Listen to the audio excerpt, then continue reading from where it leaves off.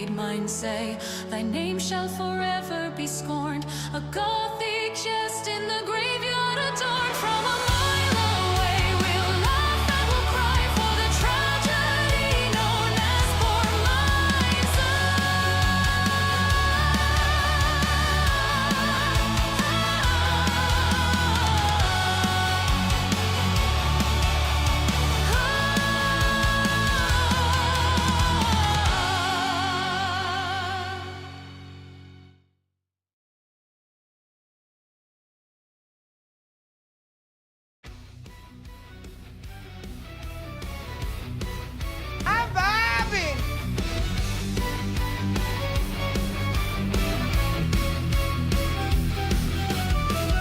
Oh, Sony had a big old plan, state of play to wow the fans.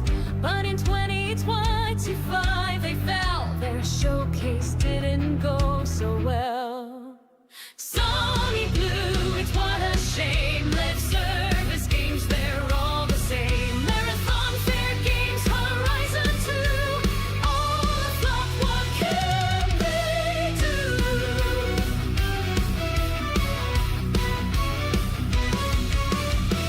Marathon's a sci-fi bore. Plagiarism caused an uproar. Alpha tests, they got no love. Sony's dreams fell from us. Sony Blue, it, what a shame. Live service games, they're all the same. Marathon Fair Games, Horizon 2, all a flop, what can they do? Fair Games clumps, it don't feel right. Heist games stuck in endless night. Horizon Online, oh, it's a drag. Multiplayer's just a laggy snack.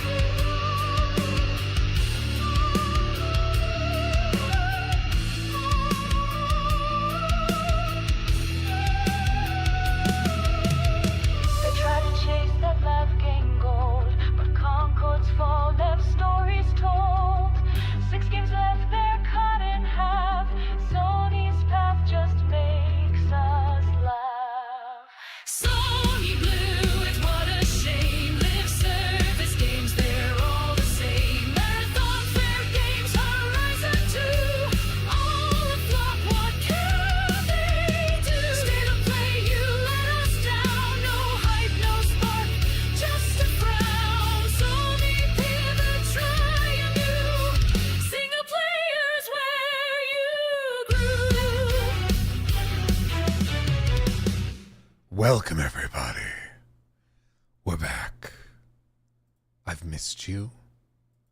And now we can discuss so many games. How is everybody? How is everybody? Everybody doing good? Today's going to be a good time. We have a good number of things to discuss. And I think a good number of like reaction style things to discuss as well, which is going to be a good time. But how are all of you? We got co-streaming working once more, so that should be good.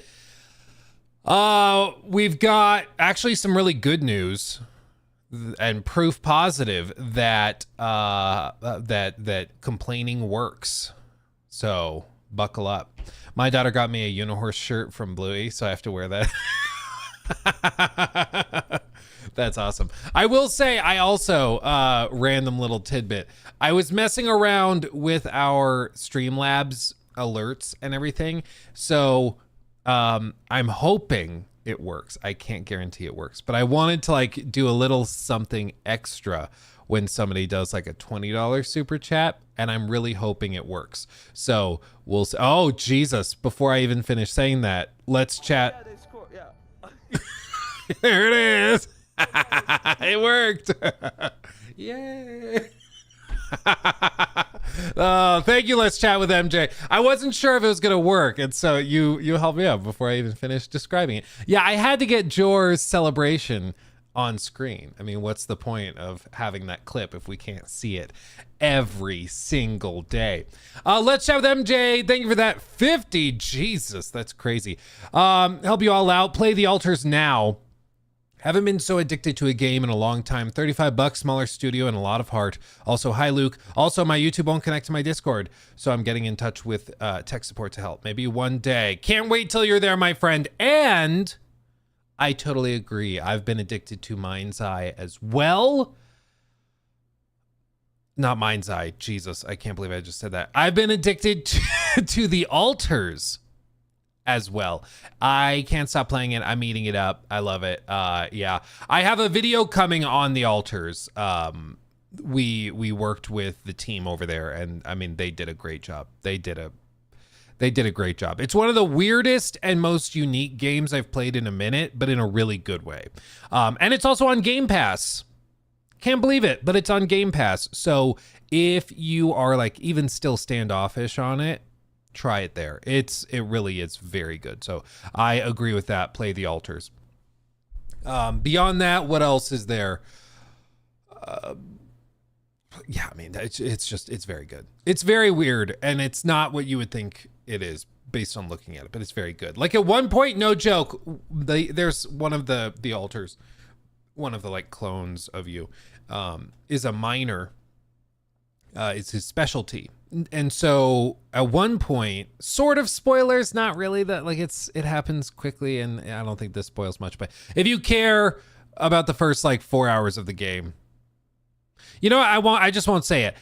The point is, there's something crazy that happened with the miner character specifically, where I thought like maybe this X thing is going on, maybe.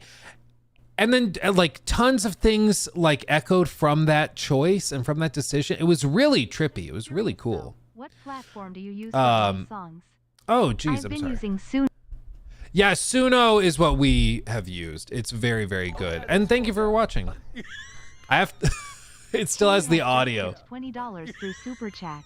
I second that about the altars. I'm about 20 hours in. Very unique and can't believe only $35.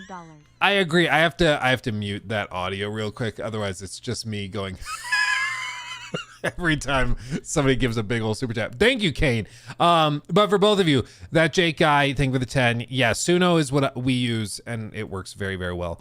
And then as for the other thing, your perspective on games really resonates with me. I appreciate you, my friend. I'm glad. And I'm glad that we can all hang out. I mean, that's the nice thing about these streams, is that we all can just kind of hang out, chat about games. Sometimes I have a big old girthy bad take, and you guys get to make fun of me for that, which is always fun.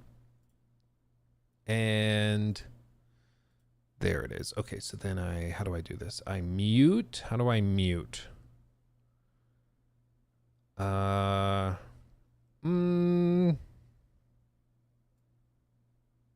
I don't understand, but I will try to figure it out.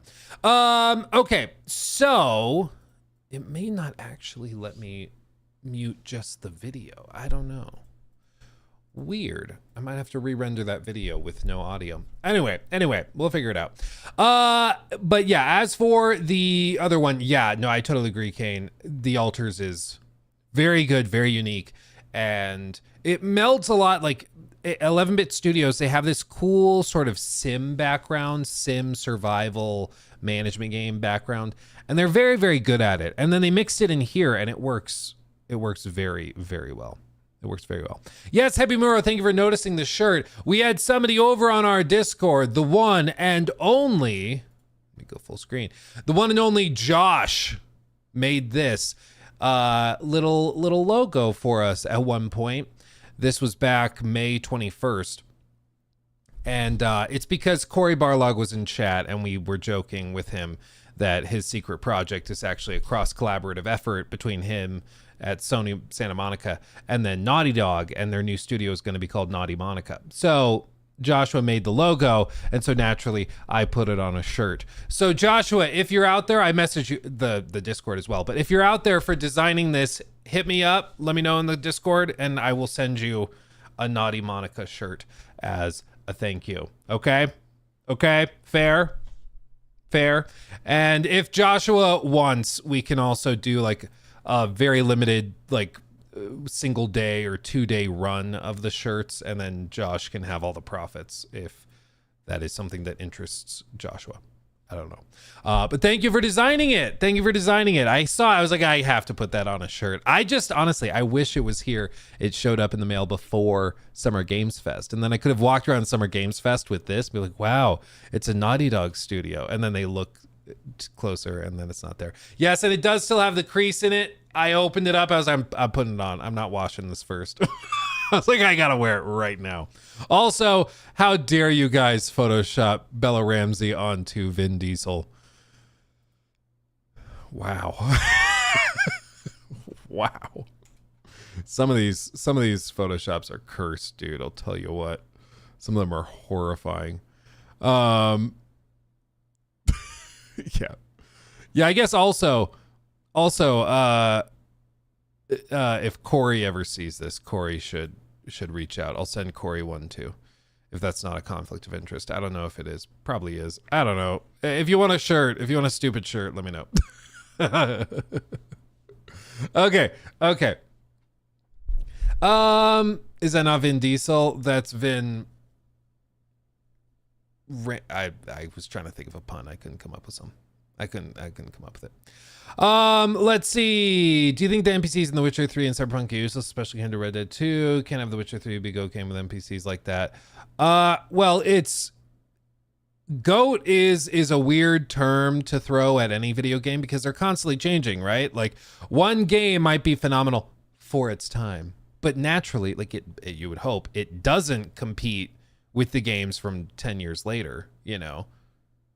Like, so just because a game in 2015 wasn't as advanced as a game in 2018, that's not that big of a shocker.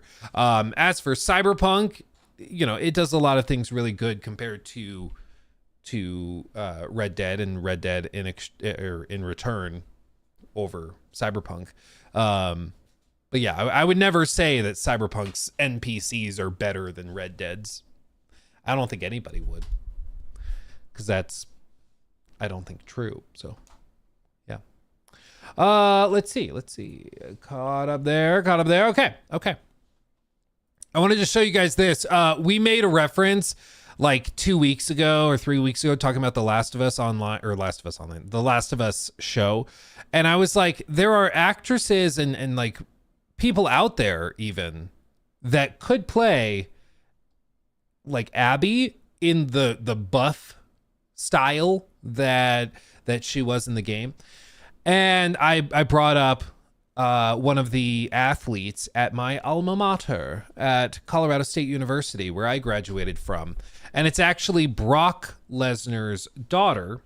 And if you don't know Brock Lesnar, I'll show you a picture and you'll recognize him. But Brock Lesnar is that professional wrestler. Dude is just a behemoth of a human being. Like, do you want some roids?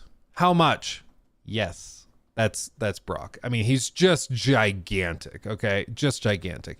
And he's got a daughter who competes at Colorado State University in the shot put whatever. And apparently just won the NCAA shot put championship on her first throw. Look at this, dude. I got to show the school spirit.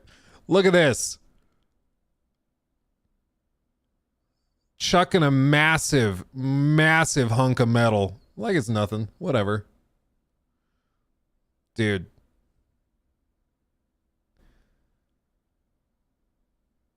That is like generations of Viking blood. You know, nowadays people like this compete in pro wrestling or shot put. 1,000 years ago, she'd be raiding your village and taking your grain and children. But like nowadays, this is what we get. It's crazy. Brock Lesnar, University of Minnesota represent. Yeah, dude. He's Minnesota, Wisconsin. He's from that area. Like grew up on a farm. It's a pretty cool story. I remember looking it up back when he was first getting into the UFC. He was doing a couple fights there. And that was very interesting to see. Very interesting. Do I have plans on covering FBC Firebreak? We'd love to hear a take on it. I am open to it. We may or may not have something planned. I don't recall. But I will probably try it out when it launches tomorrow. That's the type of game that would normally be, I think, overshadowed pretty easily. But the fact that it is coming out on like every streaming platform, not streaming, every subscription platform helps a lot. So it's coming out on like Game Pass. It's coming out, I think, on PlayStation Plus as well. That will help it a ton. Because normally for these types of games, if there's like a barrier to entry, people just be like, I'm good. You know, whatever. But when it's on a streaming platform, it's way easier to just download it, give it a shot, try it. That's fine. Wish he would have stayed in the UFC. I think he just realized he can make a lot more money with WWE, and he can also not get like brain injury. He also had diverticulitis in one of his fights, which was particularly bad. But didn't he test positive for a bunch of stuff on his last fight at like UFC 200? Am I making that up? I remember watching that. Yeah, back like 2017. They suspended him for a year. Multiple failed drug tests around UFC 200. He was 39, will be eligible to return to active mixed martial arts competition July 15th. Neither suspension will affect his professional wrestling career.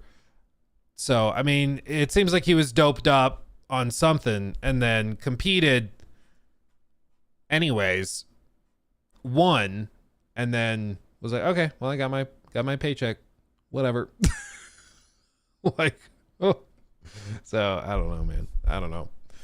But those were the days. Honestly, maybe I'm in the minority here.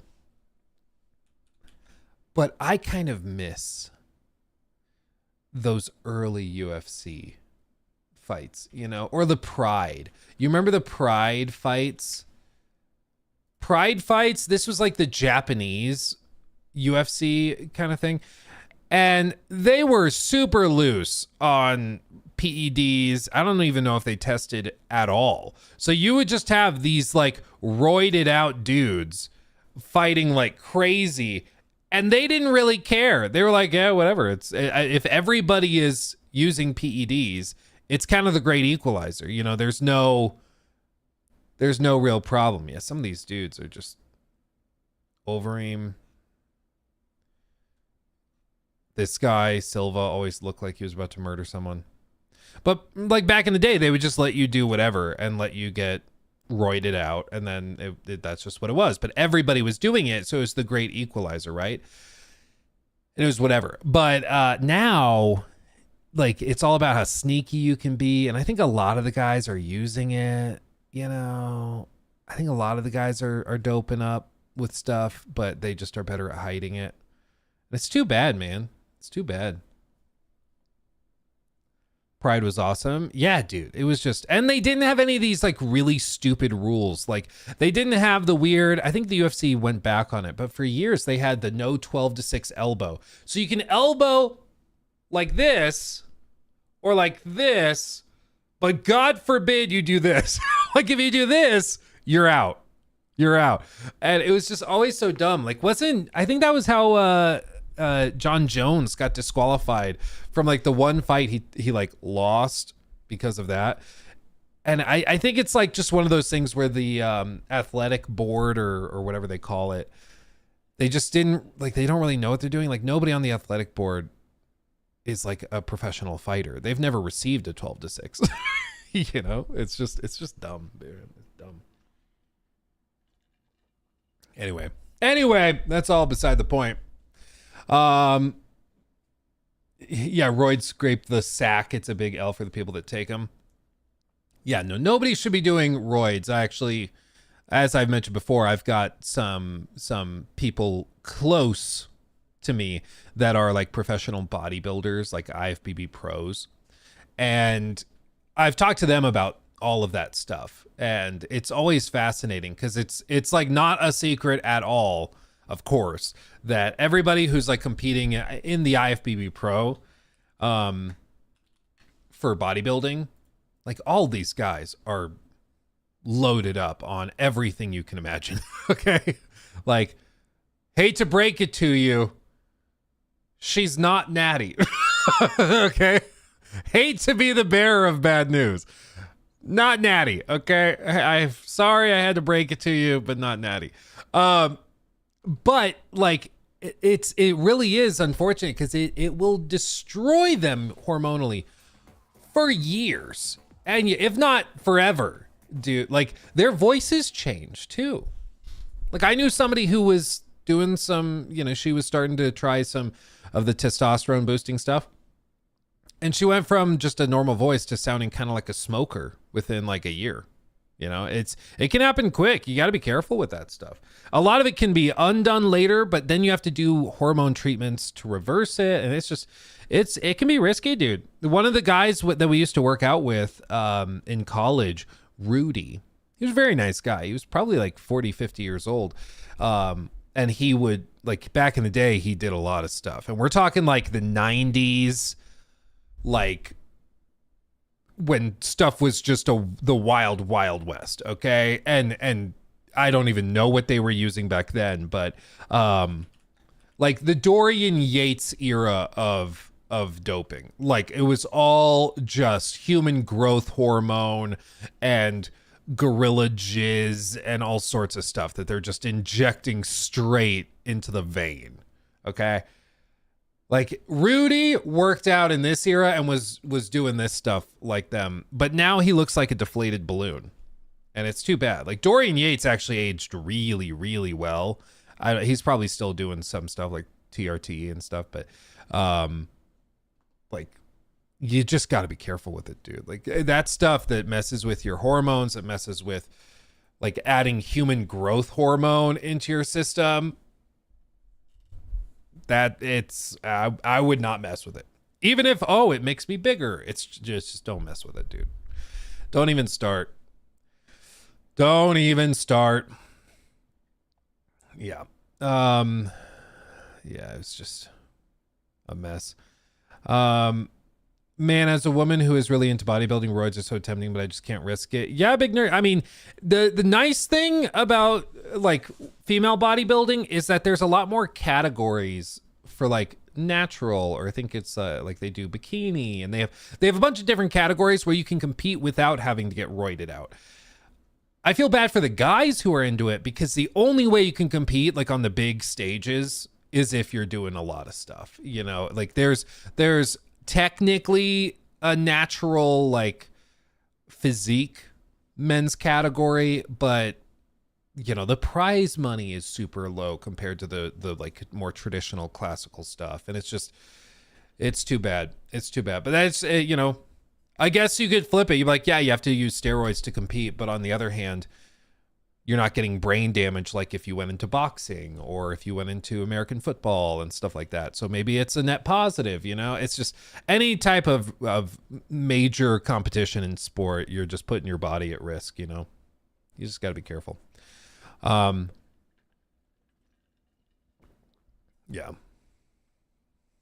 Oh, Jesus, Fumble. You got your T to 1,000.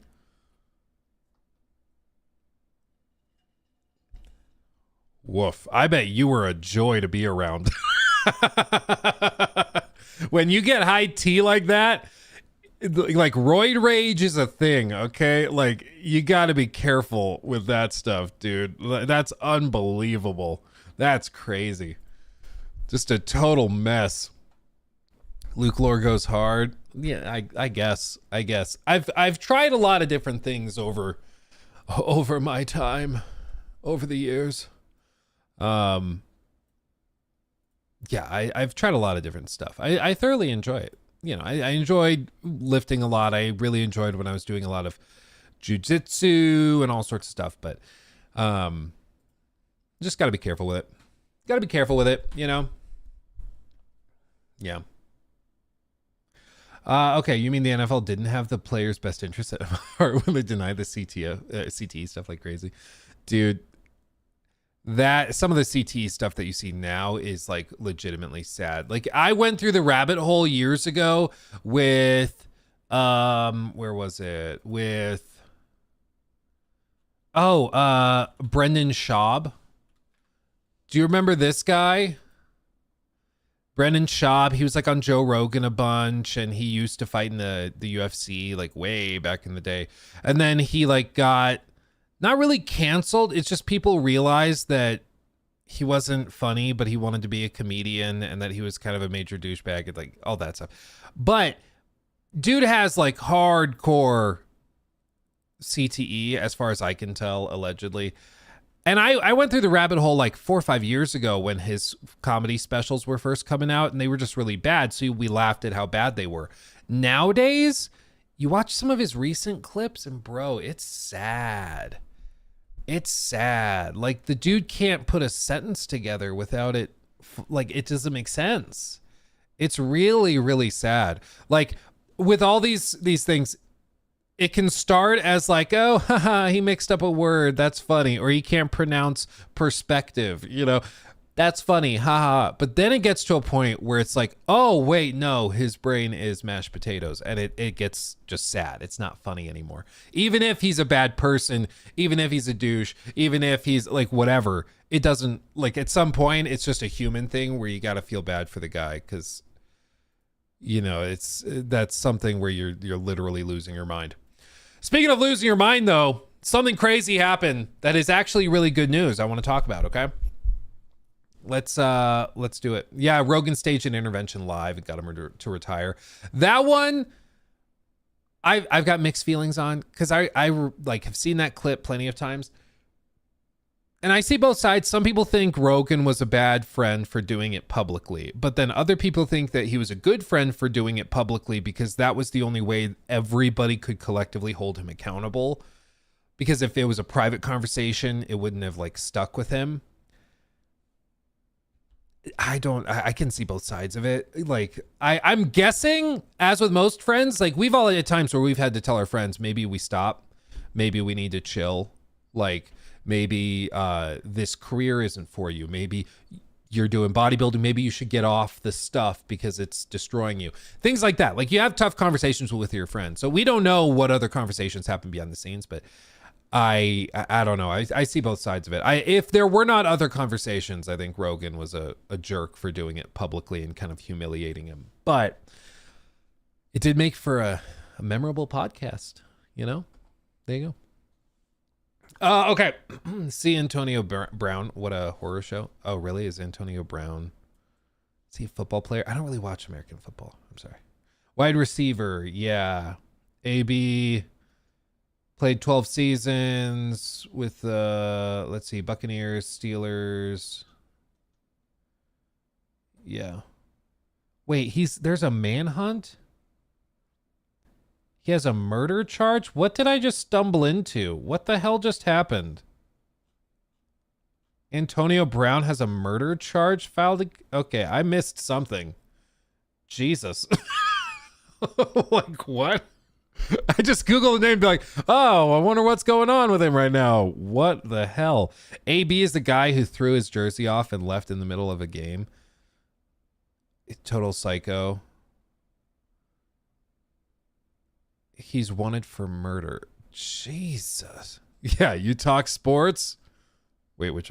Live with the consequences. You talk sports, you gotta live with the consequences. You chose to broke the law. You chose to broke the law. Live with the consequences. Oh, I love it. It's so good. Okay.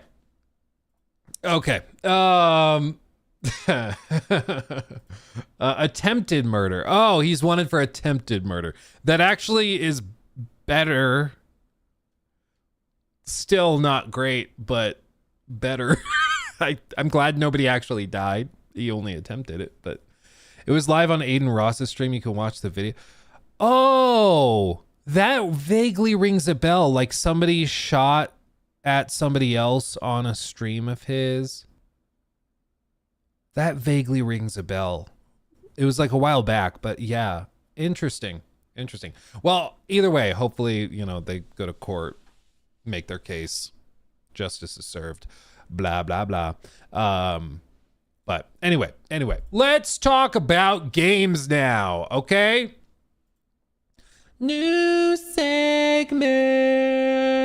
Getting back to games instead of talking about people whose brains have turned to jello.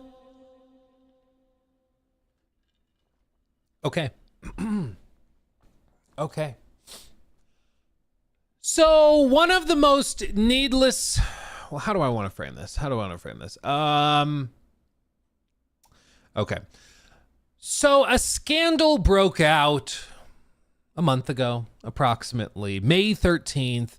There was a tweet coming from Randy Pitchford, the guy behind Gearbox and thus the Borderlands games. And he came out and, he just said, I'm so very excited for the Switch 2 and even more excited to bring Borderlands 4 to this incredible magical machine.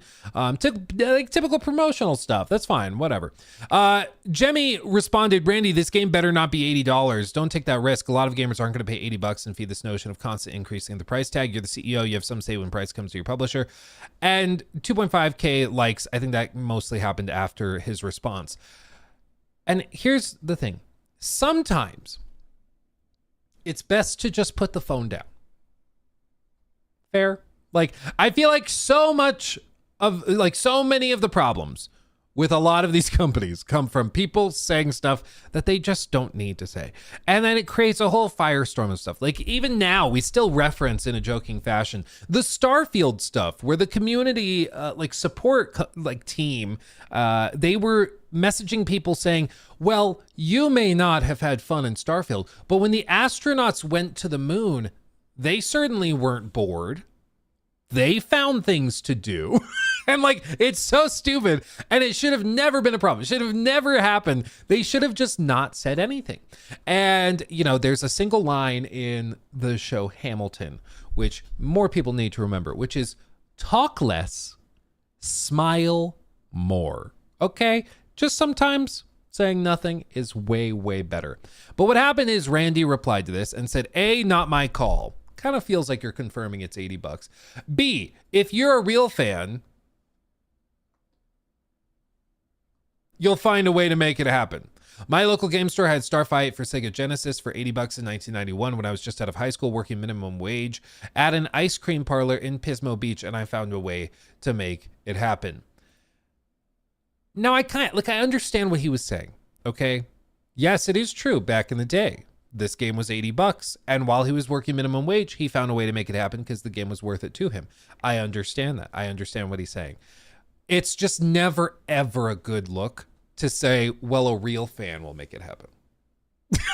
It's a you problem, brokey, especially when you're like a multi-millionaire that has been out of touch for a while, okay? It's just a bad look. Now, after the fact, he came out, walked it back and apologized, basically said, yeah, I phrased things wrong. And this is kind of the age-old history with Randy, is that he just gets himself in trouble because he can't put the phone down. Okay. This happens every time he releases anything. Okay.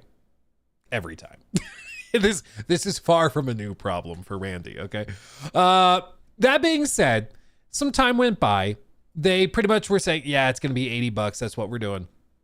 Sucks to suck. Well, today they opened up pre-orders and people noticed something.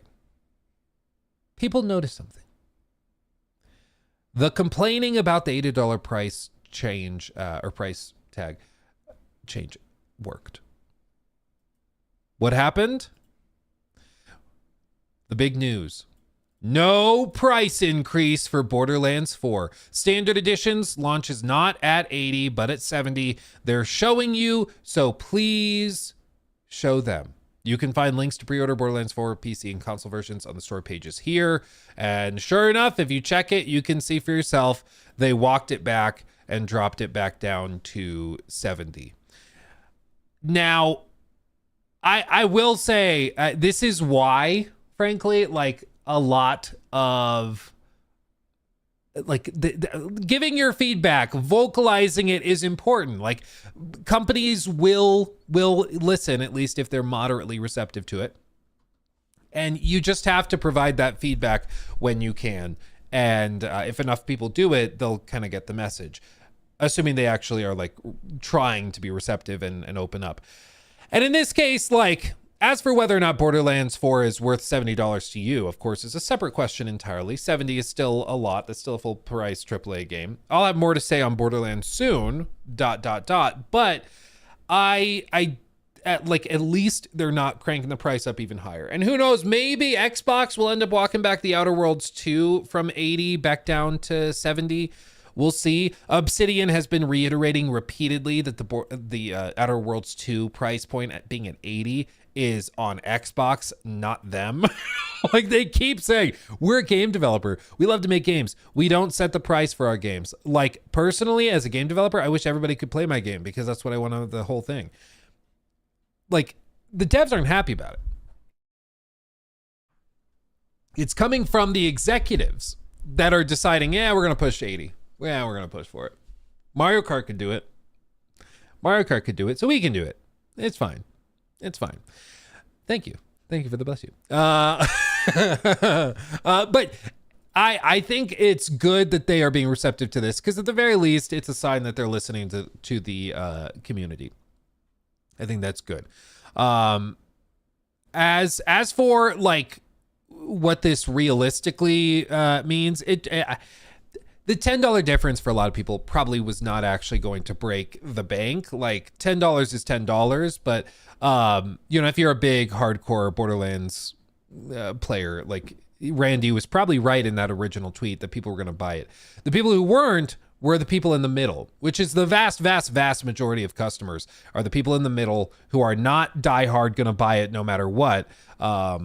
It's those people you need to convince. And the lower price point does help open up that conversation more. And it removes one of the talking points to be upset about with Borderlands. Because as of right now, or up until an hour or two ago, anytime you mention Borderlands 4, the first comment was always, yeah, but what about the $80 price hike? Oh, I guess if I'm a real fan, I'd pay for it. Like, that was dominating the conversation, and at least this kind of chops that off at the knees, which I think helps the overall narrative for the game. As for its final quality, as for whether it's worth 70, still remains to be seen. I'm guessing they're going to start ramping up more promotion for it, and who knows what the reviews will be when those eventually come out in a couple of months. But I do think this is a good move, and you should applaud it when they walk back the price hike. It's still unfortunate that they tried it to begin with, but they did respond to the feedback, listen to it, and make an adjustment, which is, again, all you can really hope for. But yeah, we'll keep an eye on Borderlands 4, but a fun little update that is good. And I mean, I'm sure Randy went to the Take-Two execs and were like, guys, people are melting down over it being 80. Can we not do this? Like, can we not make this mistake? Like, the number of sales lost going to 80 would probably far outweigh the extra revenue generated by the $10 price hike from the true fans, Like, it's just not worth doing that if it's going to lose you all that extra revenue. It's why I also think that, again, like Outer Worlds 2 being 80, I think that's a huge blunder. Because I think there's a lot of people who are like, game looks good, fine, good, whatever. I don't think it looks $80 good. Even 70 for Outer Worlds 2 is like maybe a bit of a push. 80, really? And for some people, they're in the same spot with Borderlands 4, where they, these types of games they typically pick up on sale, which is fine. Or some people, a lot of people, I guess, buy these games full price at launch as well. There are some diehard Borderlands 4 or Borderlands fans out there. But if you can avoid making a needless mistake, you should do that. And it seems like they are at least walking that back and making the right move here. We'll see if other companies follow suit. I'm guessing they don't. I don't think Xbox cares. Because I think the $80 price hike for Obsidian, this whole thing is just to push people into Game Pass. And then the extra price is basically a tax on PlayStation gamers buying it. To help make up for the cut that PlayStation is taking through their store. So I think for Xbox, they probably don't change this. I don't think they're that worried. But for Borderlands, I think the odds of this eventually coming back to haunt them was much higher. I think it's just, don't give people ammunition to be upset about your game. That, in the modern context of game discourse, it feels like so much of promoting your game is about just not stepping on rakes. You know, that's like 90% of the battle. And a lot of companies still struggle with it. You know, we even saw with Mind's Eye, just repeated mistakes, stepping on rakes and screwing themselves up in that way. But, well, I think that this at least stepped on a rake, but then they were able to remove it and continue on. People will still remember that they tried to do the price hike, or at least it seemed like they were about to do the price hike, even if it was not like officially confirmed. But either way, it's a good move. I am glad they did it. Applause for walking it back. 70 is still a lot of money. The game needs to be pretty good to justify that price point, in my opinion, but we'll see. We'll keep an eye on it. We won't know fully until reviews, but we'll see when that happens. Okay? Booyah. Mind's Eye is a disaster. You're telling me, dude. You're telling me, dude. Metacritic is now down at 37.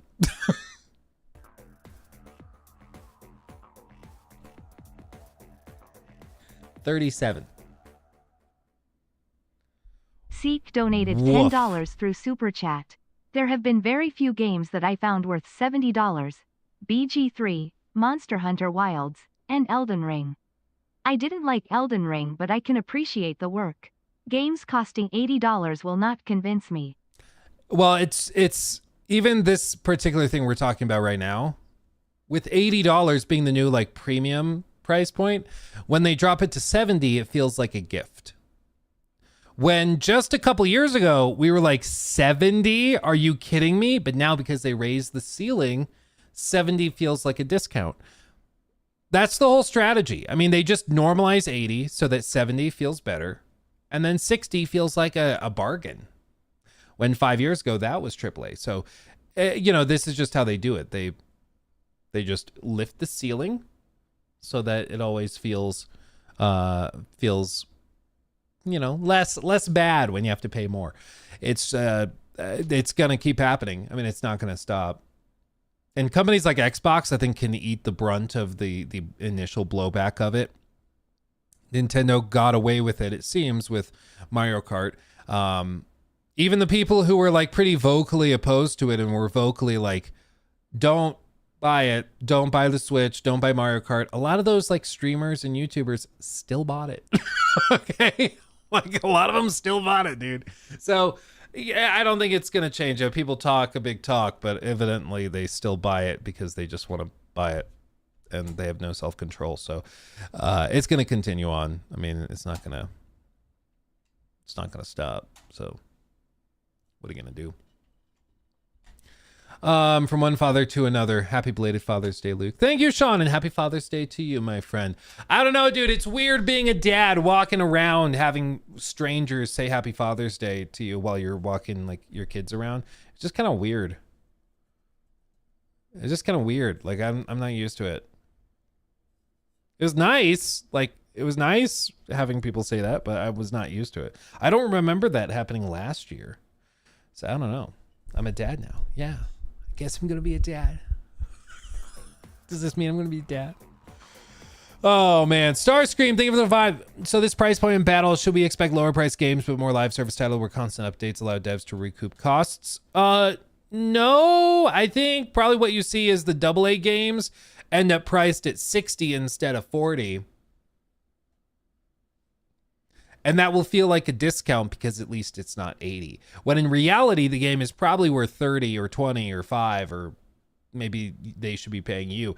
But I think you probably just see like the AA game price tag increase.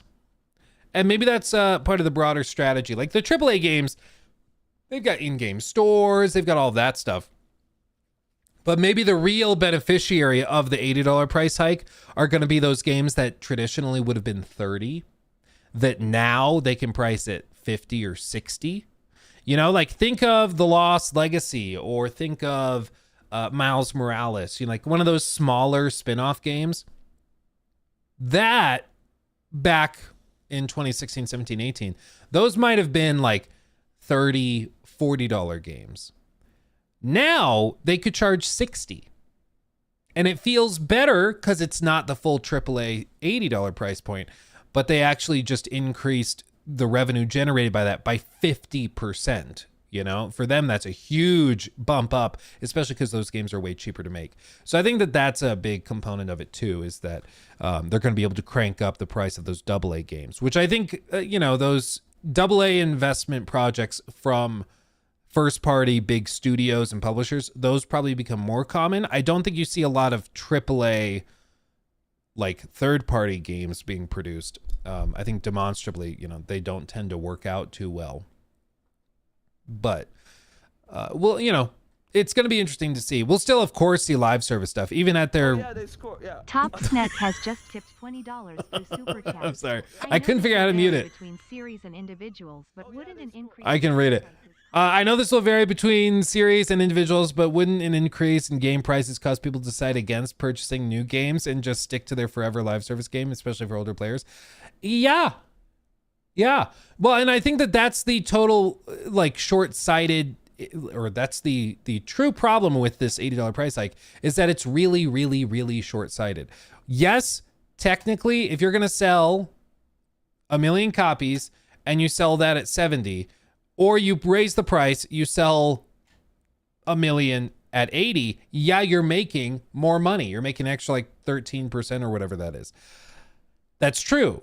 But that assumes that the purchase volume will stay constant. It will not. You might only sell 900,000 copies or 800,000 copies or something based on that. And I think over time, especially with all of the publishers going to that higher price point, I think average purchase volume will decrease over time because people will be spending significantly more money over time in order to keep up. Because now the consumer, as we go each year in the future, they have to pay $80 for each copy as they go. And so they're going to have less money to go around, which means they'll be more selective. And that means that you're going to sell less copies than you used to, even though you're charging more. So I don't think it will actually help them. I really don't. I think instead it's just going to lead to some of these or more of these big games flopping because people are having to make those careful purchasing decisions. There's going to be a lot of people that are just, they've got their $100 bill and they're like, this is for all of my game budget for the next 6, 7, 8 weeks. I need to be very precise with what I buy. And they're going to choose not to buy a lot of these big games because it's just not worth the $80 to them. They're going to wait for this other one that's just a little bit more exactly what they're looking for.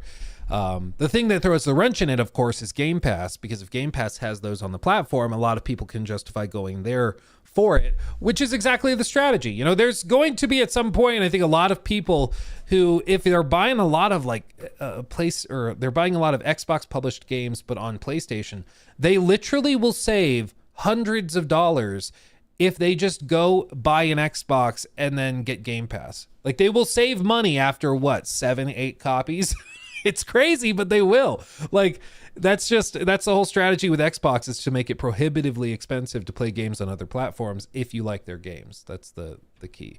So I just think the $80 price point is very short-sighted, and I think it's going to come back to bite a lot of these guys in the butt in the long term. And it'll probably prove to be a mistake. Because you saw it even just with the discourse around Outer Worlds 2. A lot of people have been like, I was interested in the game, but I'm not paying $80 for that. I'm just not.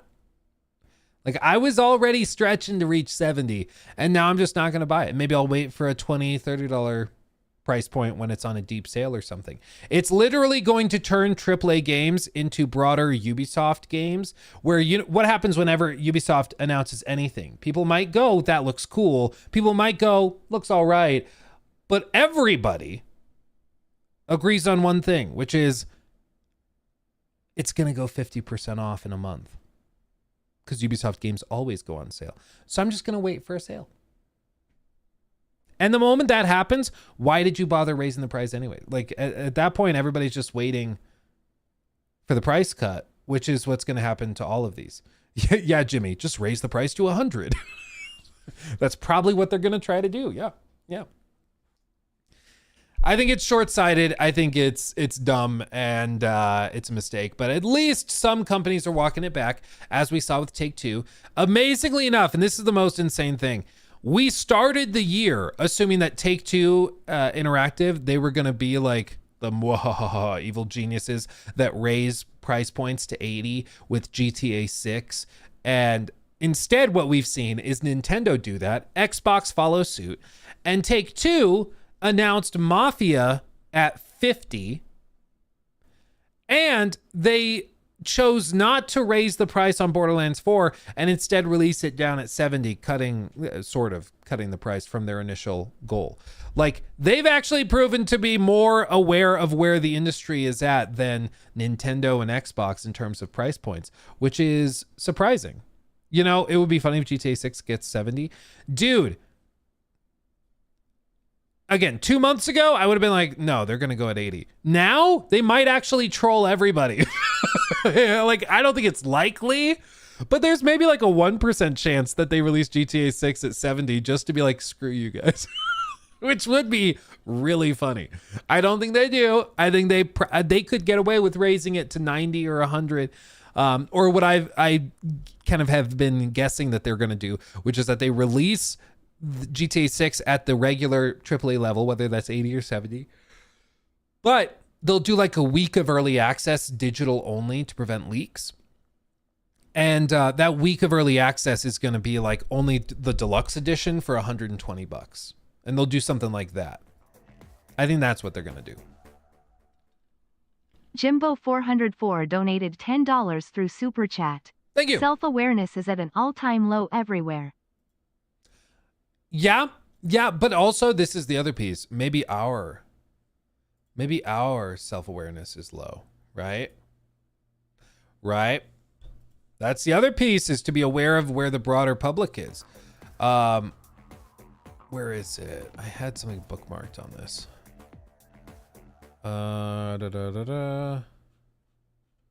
Where'd it go? Where did it go? It's specifically about people buying premium games. Is this it? PlayStation Plus prices will keep going up as players keep upgrading. Subscribers, quote, this is from Hideaki Nishino, the CEO of Sony, the actual company, not Sony Interactive Entertainment, which is Hiroki Totoki. Or no, this is the CEO and president of SIE. Hiroki Totoki is the CEO of the parent company, Sony Corporate, whatever. But anyway, subscribers are increasingly choosing our premium and extra tiers, which now represent approximately 38% of total subscribers. In fiscal year 2022, the percentage of PlayStation Plus subscribers on premium and extra were 17 and 13%. By 24, that had risen to 22 and 16%, totaling 38%. People are still just cranking up their memberships and spending more and more and more. So there's also a matter of us being self-aware that we may represent a minority on it too, you know? Chad, thank you for the 5. Afternoon, Luke, how do you square the pushback on increased game prices with record sales reported for the Switch 2? Well, historically with console launches, the bottleneck in the performance of the console is supply, not demand. Peer pressure, FOMO, those are major factors in the launch of new tech, and it's significant. Where you see like price sensitivity creep up is from the people in the middle. It's from the people who are not too concerned with the peer pressure aspect of it. Like, they're going to buy regardless. If you think of like, you know, a big bucket of, or maybe if I do it like this, a bucket of customers, you know, or let's do it this way, over the lifetime of the console. Okay, this is like the timeline of people buying it. Early adopters are the really hardcore people that are really excited about it. They're going to buy every Nintendo product. They're just hyped for it. They think Mario Kart looks awesome. They buy every single console. They play on it a lot. And or it's people that just like new tech and like having the newest gadget. The people you saw on X who for some reason think it's cool to like, I bought a thing, picture, selfie. It's like, shut up. Who cares? Like, I don't care you got the new iPhone. I don't care that you got like some care package from some company. Like, who gives a crap? I see that and I think, what a loser. And I would expect you guys to tease me, okay? If I'm ever like, hey, look, I got a new Yeti. Selfie. I hope you tease the crap out of me, okay? I'm asking you now. But that's the people in this group, in this bucket. Bender the Offender Okay? donated $10 through Super Chat. I am waiting for Randy to open his big dumb mouth about how everyone was worried about nothing regarding Borderlands 4. Oh, just wait, dude. He can never put the phone down. He will always find a way to say something entertaining that potentially is against his own best wishes. But yeah, anyway, he'll probably find a way to do it. Thank you for the 10. Yeah, Randy, he's a legend in the games industry for that.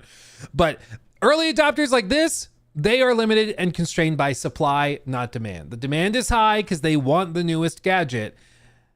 It's just a matter of how many consoles they have. One thing Nintendo made very, very clear going back a year or two is for the Switch 2, they were not going to have that problem. They were mass producing it back in November, October, stockpiling millions of Switches so that they could avoid scalpers, they could avoid those issues that plagued the initial launch. So supply was never the issue here. Where you're gonna see the impact of price points are the people in the middle of the console generation and going into the late stages that are more average, like casual consumers. Okay, think of the dad buying a console for his kids for Christmas. He is much more sensitive to the $80 price hike than I would be. You know, for me, it's a write-off, whatever. For you, if you're a diehard gamer, you like this is your hobby, you might spend hundreds or thousands of dollars a year on these things. I think that has, we are much less price sensitive, we're fine. The average consumer is more price elastic or demand elastic in response to price changes. And I think that this is where we'll see the difference. So for the first 6 months to a year, the Switch probably performs really, really well. It's after that where you're going to see the difference, and it's going to come down to third-party support, post-launch support, secondary games, third-party development, all of that stuff, which the Switch did a very good job of. But we'll see if the Switch 2 can keep up. As for the $80 price point, I think, with Mario Kart, that was always going to sell tens of millions of copies. The attachment rate on that game is crazy high, which is why they thought, raise it to 80. Everybody will buy it anyways. It's the games that don't have super high attach rates to consoles where the $80 price point is more iffy. I think the $80 price point for something like Outer Worlds 2 will do it a lot of damage versus, something like Mario Kart. $80 price point on GTA 6. It can get away with it because it's GTA freaking 6. But can, I don't know, what's a secondary game? Can Grounded 2 charge 80? I don't know. Can a multiplayer Assassin's Creed game charge 80?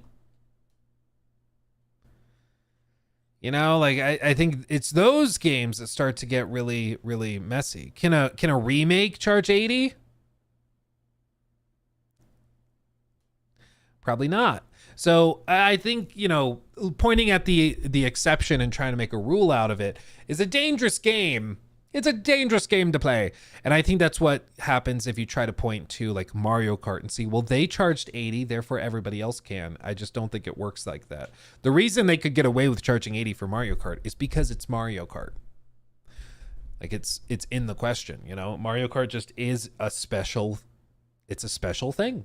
It's a special thing. It may be stupid that it's special and exceptional, but it just is, and in the case of the third party games or the less assumed masterpieces, those are the ones that are going to be much more sensitive to it. Like Prince of Persia. they shared this update. Yep, we're still deep in the game, exploring, building, and ensuring Sans move with purpose. This game is being crafted by a team that truly cares. They're pouring their hearts and a lot of coffee into every step. Thank you for sticking with us. While development continues behind the scenes, there's another adventure waiting for you right now. The Rogue Prince of Persia, fast, stylish, built with the same dedication. Yeah, they're still working on the remake. And they said that they are, like, they basically just started completely over. So I think it's probably for the best. I think Jor said it's now being done by Montreal.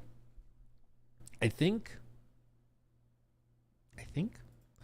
Beyond Good and Evil 2. Dude, we, like, allegedly, they are still working on that. Funnily enough, the chief technical officer of Sandfall Interactive, the guys behind Expedition 33, he worked at Montpellier, whatever it is, Ubisoft, which is the team making Beyond Good and Evil 2. So the guy that was the CTO for the company that made Expedition 33, his background was working on Beyond Good and Evil 2, which is funny. You know, small world. It's a remake, for God's sake. Well, they initially had that announcement. Hold on. Persia remake.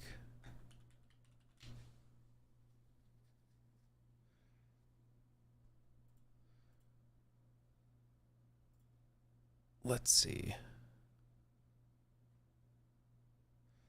Like, they did a bunch of stuff where they showed off some work in progress things. They showed off a trailer. They did a lot of stuff, but basically it got caught in development hell and they weren't happy with the results. So they passed it off to Montreal, and then Montreal apparently just like totally overhauled it and restarted, which is crazy. You know, it's crazy, but they straight up walked it back and were like, okay, we'll try again. Which, to their credit, it probably helps.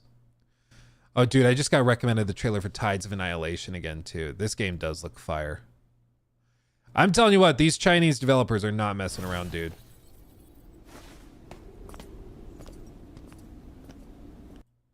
Here, just to get upset? With me?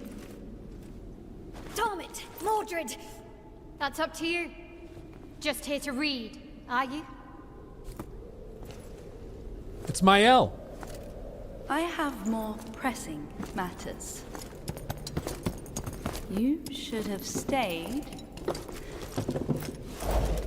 out of my way. Like I said before, I've no interest in your throne. So, you're after the night for something else? That's right. You mind your business, and I'll mind mine. Don't trust her! She's a psycho! Silence! Idiot!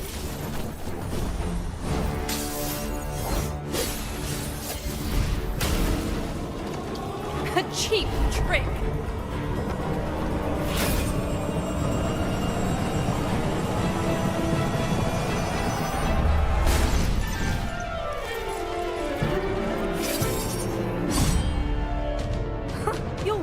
Than before. I mean, come on. Look at that. Look how seamless it is, dude. And then it transitions. Eventually they start fighting on the side of the wall, or they start fighting upside down. Watch this. Look how cool this is. Dude. Get out of here. You kidding me? Fearless Wolf donated £10 through Super Chat. I've played every GTA since the 90s and enjoyed them, but I'm not feeling the hype for GTA 6. Compared to others, I feel disconnected. £80? You're a mug if you pay that. I think I'm expecting it to be more. Personally, I expect it to be worse, and then if it's not, you'll feel less disappointed. But yeah, I'm expecting it to be more. And if you are able to resist the hype and craziness for GTA 6, good on ya. But I'm telling you what, it's gonna be it's gonna be all anybody is talking about for a solid month and a half. Okay, just get ready. Like, if you thought peer pressure and FOMO and stuff was bad for the Switch, like, that was nothing. That was nothing. Just wait. Okay, just wait. Oh, thank you for the 10. Thank you for the 10. But yeah, I mean, there's gonna be a lot of people who are just like, it's the other thing, like we said earlier, like trying hard not to get like stay in our own bubble and to keep a broader perspective. I do think that there's just the more casual side of gaming overwhelmingly will be obsessed with GTA 6. It's all anybody's going to be playing or talking about for a while. Like, you know, the big streamers like Kai Cenat, Speed, like they're going to be doing GTA 6 marathons. Millions of people who are not playing every single AAA game, like they're all going to be flooding into GTA Online and everything when it launches. It's just going to be all anybody is doing for a solid month and a half. So just buckle up. Buckle up. Let's see. Luke, did you see Matt Piscatella talking about game sales and just how few gamers are considered part of the hardcore and most buy 2 games a year? Yeah, well, we've looked at some of those reports and things, and it's why, like, I try to stress for like the hardcore guys that are bouncing between games constantly, that is very rare. Like, the average consumer is buying like Call of Duty every single year, which is why they sell 30 million, 40 million copies a year. And maybe one other game that is particularly interesting to them, but they might have their one live service staple and then one other like more experimental game that they're interested in. Like maybe that's Expedition 33, or maybe that's going to be Red Dead 2 or GTA 6, whatever it is. That overwhelmingly is the most common thing, you know. That's how most gamers are dealing with it, and engaging with it. So yeah, I agree. It's wild, but that's just how it is. That's how it is. Okay. What else did I have?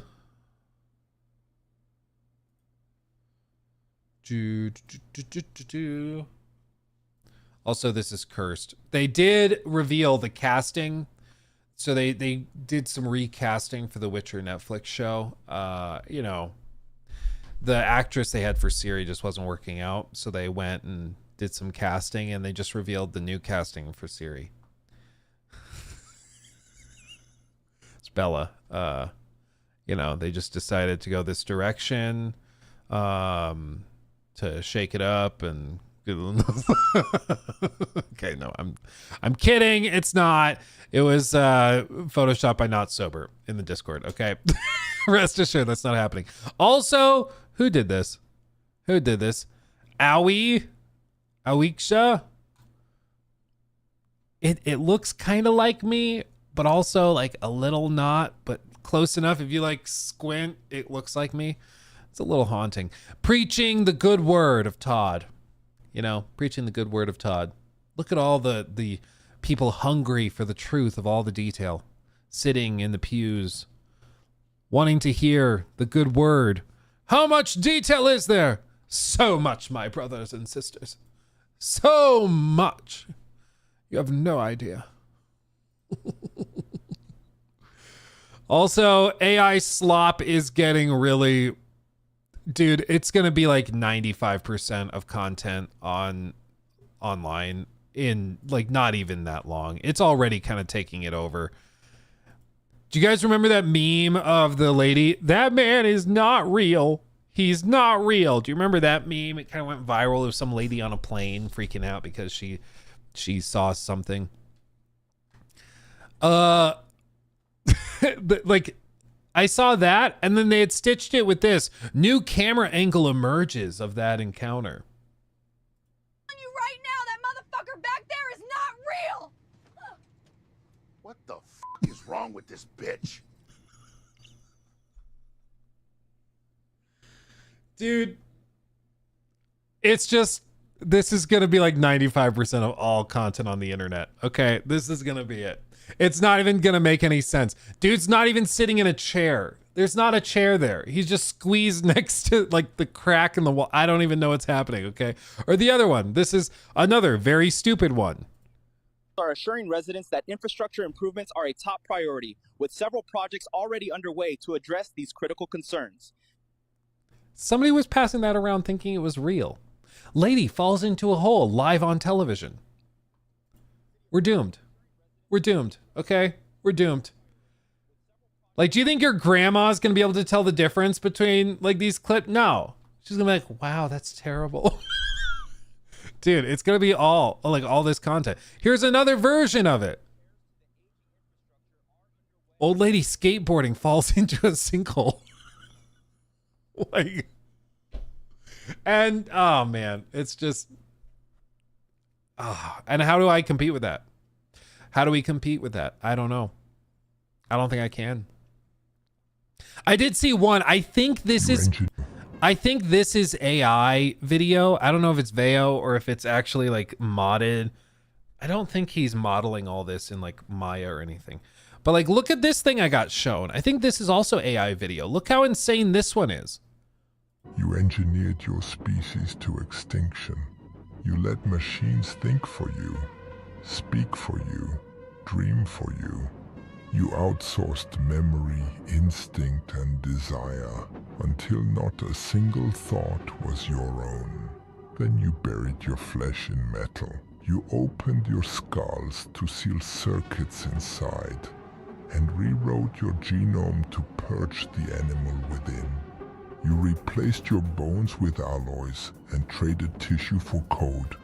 But with every upgrade, something was lost. The tremble of breath, the rhythm of... Super chat. Bella Ramsey is Siri. I'm gonna be a witcher? Guess I'm gonna be a witcher. Blood, the ache of being. Yet you kept carving away, too busy chasing perfection to notice what had been erased. Soon no cells remained to rot, and no spirit was left to stray. This time you did not perish in fire or war.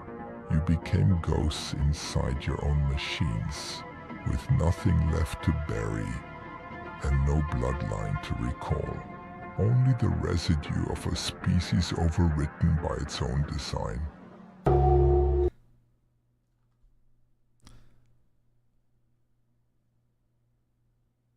Jesus. Yeah. Praise the Omni Messiah. As a tech priest, I approve this message. Thank you, Caleb. I mean, it's honestly, it's pretty cool. Super chat. As a tech priest, I approve this message. I do really appreciate like the visual style. I don't know what he's doing here. It's like the next Cyberpunk looks fire, dude. But I'm pretty sure this is also all AI video. Like, I don't think he's going in and manually modeling all of this for little bitty snippets and shots. But this is what they're doing now. New Kojima game looks good. And rewrote your genome to purge the animal. Like, Jesus, dude. You replaced your bones without.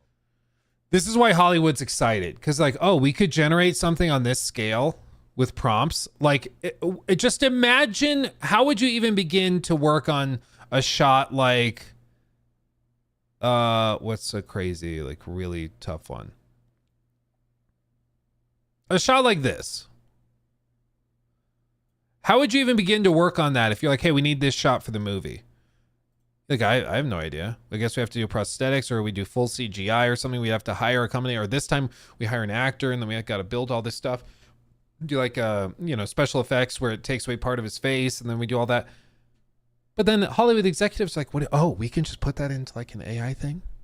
Oh, I love that. I love that. So we could spend months doing it, or we could just type something in. Love it. Do that. Like, that's why you're gonna start to see this stuff just casually inserted into movies and stuff.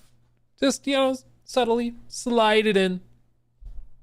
Slide it in. Hope people don't notice. Because again, like the average moviegoer, I don't think they're going to be able to tell the difference. I don't think they even will care that much either. Like if my mom went to see a movie, I don't think she'd be like, it was good, but they used a lot of AI video in it. So I asked for a refund. Like, I don't think anybody's saying that. Sony should steal this. Bungie should steal this. Oh, man. Necron speedrun. Yeah, dude, literally it looks pretty cool. I really like the vibe of it, honestly. The guy Roberto you should look him Robles up. He's got a donated bunch of MX stuff like that. $200 through Super Chat. You ever saw that video of Neil deGrasse saying that at some point you will not be able to distinguish the difference between real and fake videos, and he couldn't wait for the internet to going back to just be funny cat videos? I don't think I saw that video, but I mean, I've heard a lot of people say something to that effect where you eventually won't be able to tell the difference between real and fake. And I think, you know, we're already getting pretty deep down the rabbit hole. You know, you can tell the difference between a lot of these AI videos. You can tell that they're not real, but there's also a lot of people who are falling for it. Like I showed you guys this one. This is really dumb. Oh no, it was taken down. No. It was the impossible challenges. Hey, I'm Mr. Beast, and today we're recreating the Titanic. Last one to sink wins $1 million. It's so stupid. But like, oh, maybe this one, is this one still up? No. A lot of these are taken down, dude. This one was also impossible challenges. Man, what a bummer. Those were so stupid. They were so dumb. But I like the average person, I don't think is able to tell the difference between like from a lot of these newer ones. So they're getting there. And you compare it just 2 years ago. Was that frickin' Will Smith eating spaghetti video? That was 2 years ago. Look how much like better they are now. Look how far they've come.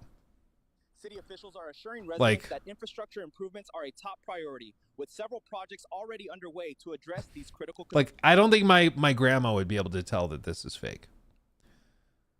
Like, if you know what you're looking at, you can kind of see this, that, okay, well, like the physics of her falling don't look quite right. And then her foot flips around backwards. And like, so there's some warning signs and things that don't really line up or make sense. But I think the average person browsing and scrolling Facebook probably can't tell. Derek Jackson donated $10 through Super Chat. Yeti and Bigfoot vlogs are great. That's true. I do genuinely enjoy those more than I should. I'm telling you right now, that motherfucker back there is not real! What the fuck is wrong with this bitch? It's funny. It's funny. Just casually chilling and Bigfoot sitting in, you know, the second to last aisle with a Burger King crown on. It's funny. Okay, let's see. Yeah, Bunch, after seeing that, write that down. That's great. Yeah. Yeetus Deletus Ultra, thank you for the membership, by the way. Thank you. What's that theory of the internet eventually being run by AI, being consumed by AI? Oh yeah, the dead internet theory or whatever. Yeah, it's like that most of the responses online and stuff are just bots reacting to posts by bots and stuff. And I mean, a lot of them are already happening. Like, you'll see it. I'm trying to find an example. You'll see it in random posts that go like viral on X. And like, maybe we can find it here. Like, major movie roles, Will Smith turned down, Matrix, Django Unchained, Inception. You'll see responses and it's like a ChatGPT response, basically, where it's just like, the man's got amazing taste in movies. But like, where is it? Like, some of these very well could just be bots. Some of these not. You know, some of these that are more irreverent, I think are fine and are probably humans. But the basic theory is that a lot of like these are all premium, so probably not, but a lot of the responses are just, you know, bots responding to a post, and that's how they can inflate numbers and stuff.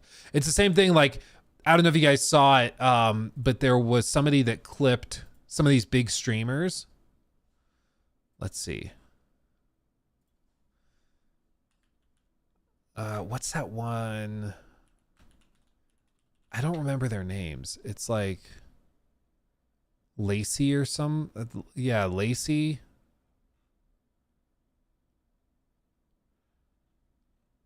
Like some of these guys, they claim they have 20,000 viewers or something. But then their chat is moving like message, nothing, nothing, nothing, nothing, nothing, message, nothing, nothing, nothing. And that's fine if you have 500 viewers or 1,000 viewers or something and it's a smaller stream. But like these guys are claiming that they have 20,000 viewers and it's like almost all botted. You know, it's just crazy. It's crazy. But it's what a lot of these guys are doing, especially the Kick guys. Like a lot of Kick viewers are fake. Like I don't know what percentage of Kick viewership is fake, but a lot of it is fake, dude. A lot of it. I wouldn't be surprised also if a lot of like TikTok viewership is fake too, because you'll watch it, like some of these TikTok guys, they'll be doing hundreds of thousands of views on a video, but they can't get more than 3 people to like, you know, an Instagram or Twitter post or something. They just like, it's like totally isolated, which makes me think maybe it's bots, you know? I don't know. It's just confusing. Penguin Zero released a video about this yesterday. Things are way worse than we thought. Really? Penguin Z0. Penguin Z0. First one I'm recommended. He really wanted his nunchucks. I haven't seen that one, but that's interesting. Are we completely cooked? Is this the one you're talking about? Now, I've seen some dumb shit in my time. I've reviewed games that felt like a digital lobotomy. I've watched trends that made me question the collective sanity of the species. Oh, it's AI videos. Lovely baby met an earthquake. Poor Pug rescued him.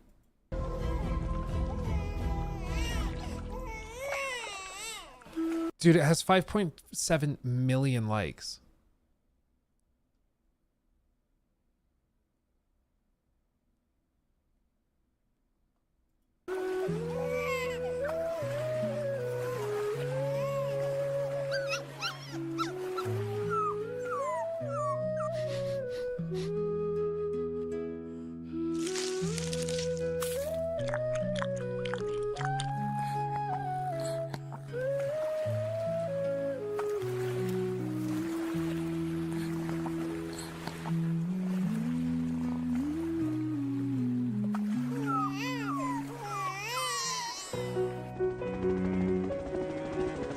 Wow.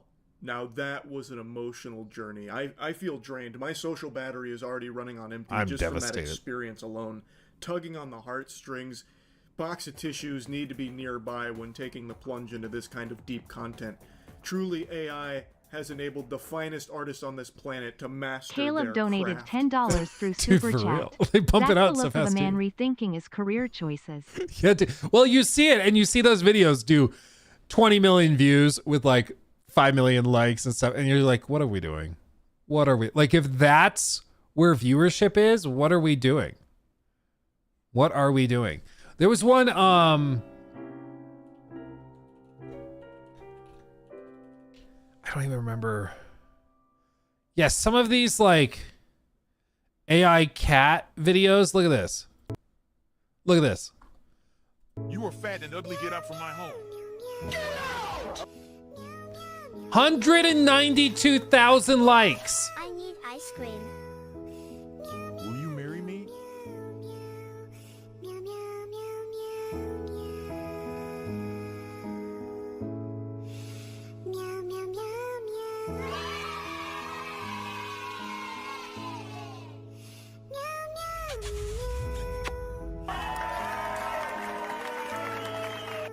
$5 for tea.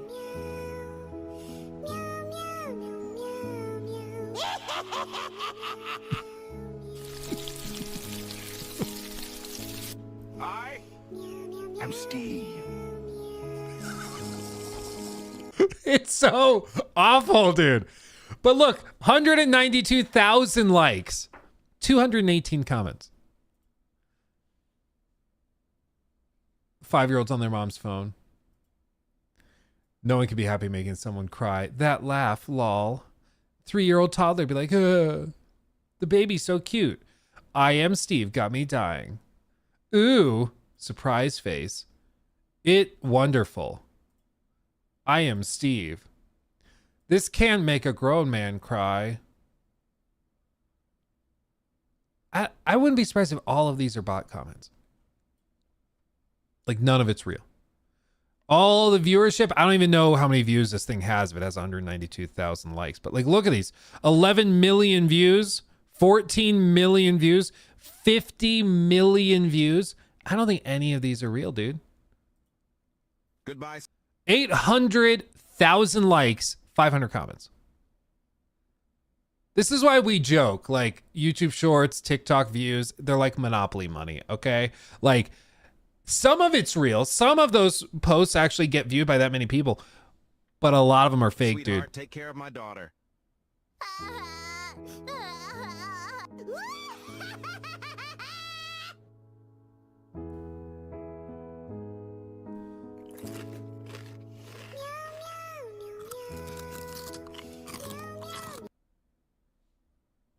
We're cooked, chat.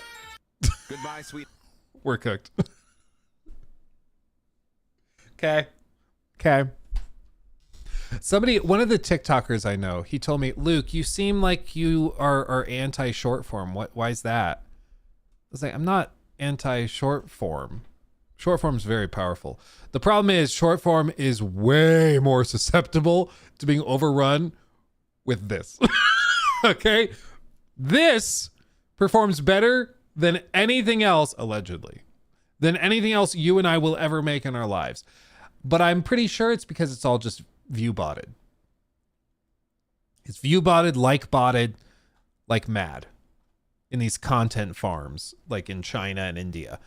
And so at that point, like when this type of stuff is popping off, the whole integrity of the system falls apart. It's like old school YouTube back in like 2008, where it was all of these guys that are like, where all of these guys are like, you know, pumping out videos that are just of, you know, cleavage and nothing but, and those videos are the ones exploding in popularity. And, you know, that harmed the platform. And eventually YouTube found ways to punish those videos and promote videos that were more meaningful and people actually cared about. And YouTube Shorts, TikTok, like they've struggled to reach that same point. They'll eventually get there, I'm sure, where this stuff will get demoted in the algorithm and real content will get promoted and rewarded. But unfortunately, like when these types of videos are showing up saying that they have 80 million views, 50 million views, like there's just, the platform doesn't mean anything at that point. It just doesn't. You know? Because, you know, if I put out a TikTok or a short and it does 1 million views, it's like, oh, wow, 1 million people watch that. I don't personally think so.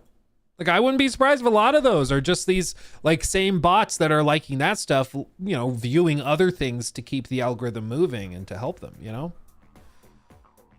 The video itself was AI generated. Oh, wait, it's muted. I've reviewed games that felt like a digital lobotomy. I've watched trends that made me question the collective sanity of the species, but this takes the goddamn cake, eats it, shits it out, and then charges you premium for the fertilizer. That's right, old man blabbering about AI videos again, but this time I'm not yapping about how common they are. I'm talking about how popular they are. They're starting to eclipse normal human-made videos. According to this Twitter post and according to the stats that they pulled up, the third most popular video on the entire platform... 400 million views. The month is called Lovely Baby Met a Plane Crash Poor Pug. That sentence just reads like a prophecy from a crackhead on a crystal ball trying to scam you out of a few doubloons on the sidewalk. That is bitch lasagna level mumbo jumbo for that video title. It's of course an AI generated video. That first screenshot I showed you is something else they also pointed out in the Twitter thread, something called Final Galaxy, which was all AI generated superhero sewage. I think it got taken down from YouTube because I can't find it anymore. Probably because it was just so egregious. It was only around for like 9 months, but had 9 million subs and hundreds of millions of views. So it made them thousands upon thousands of dollars for like an afternoon of just typing a few prompts into the fucking VO3 or whatever. So a pretty good deal. And if you use Shorts, I'm sure you've noticed probably about half of all Shorts are AI generated content right now. Some of you might remember over the last couple of years, experts have weighed in predicting that by 2026, 90% of all internet content will be AI generated. I think we're speedrunning this timeline. I think we'll see 90% reached by the end of this fucking year. Well, it kind of depends on how you count it too. If you're counting it based on viewership, probably we're already past that. Like there are AI generated videos claiming to have 400 million views. Now, I personally, again, I think a lot of it's botted. It feels weird to me to have something that allegedly has been seen by 50 million people that only has 200 comments on it. Most of the comments being so vague that they sound like they're bot comments as well, but whatever. Ads companies paying money to be viewed by bots. Well, that's where this changes. That's where it's all about money, right? So the moment advertisers start to feel like their money is being wasted and that they're paying for fake views, that's when they throw a fit and they're like, we're not going to pay for ads on Shorts if you don't fix this. That's when it changes. And Google steps up and like figures out how to deal with it. I don't even know how you deal with it, but they could probably figure it out. It's the same thing that happened on YouTube as well. I mean, it's a an age-old problem that's been fixed with other platforms as well. But I will say ad revenue on YouTube Shorts is like laughably low. It's like really bad. So, if you do like a 1 million view video on YouTube, depending on how long it is, that might be $5,000, it might be $10,000. It just depends on how many ads you can splice in there. But 5,000 is like a conservative estimate for a 1 million view video. You probably will make more, but let's say 5,000. A 1 million view TikTok might generate you, or TikTok, well, it's TikToks and YouTube Shorts, they're close now, but a 1 million view short might make you like $15 to $20, maybe. So the 400 million view video is not making ridiculous amounts of money, but it's still generating revenue that shouldn't be paid to it. Because it is out of control and it is extremely popular. People clearly don't care. They will be more than happy to turn their brain off and just digest anything that moves on their screen. So why would people even bother making videos anymore when they can just generate them and make far more money and reach far more views? It's going to drown out people making things. It'll just be AI spitting and shitting things out for people to just endlessly consume, as evidenced by the pug and superhero shit. Now, those are blatantly obvious AI, but we are also now seeing the rise of deceptive AI that tries to pretend that it's authentic, organic, real content. And unfortunately, it's getting pretty good. Sometimes it's hard to tell unless you're paying close attention. For example, how many of you even noticed that the first 15 seconds of this video that you're watching right now was AI generated? Mind blown. It wasn't real. It was fake. The intro was AI generated. I thought his teeth looked, this sounds mean, I don't mean it to be, I thought his teeth looked straighter than normal. But that's kind of where the AI thing kind of breaks out. But I thought maybe that's what it was. Generated by a Reddit user, script, video, voice, all AI. None of it authentic, but convincing enough unless you're paying close attention. I cropped out the watermark and zoomed it in a little bit so you couldn't even really see the hands, but the hands, when you go to like the full zoom out, they look a little off, kind of like little fucking noodle things. They look a little weird. And if you're paying enough attention, you can see that when my mouth moves, it looks a little uncanny. Also, my teeth are perfect in that video, but in real life, I have one little fuck tooth on the bottom row that's taller than all. That is officially a term now. The others, it hit like a growth spurt for some reason. But most people probably aren't coming in here with like the magnifying glass trying to investigate every single thing they look at.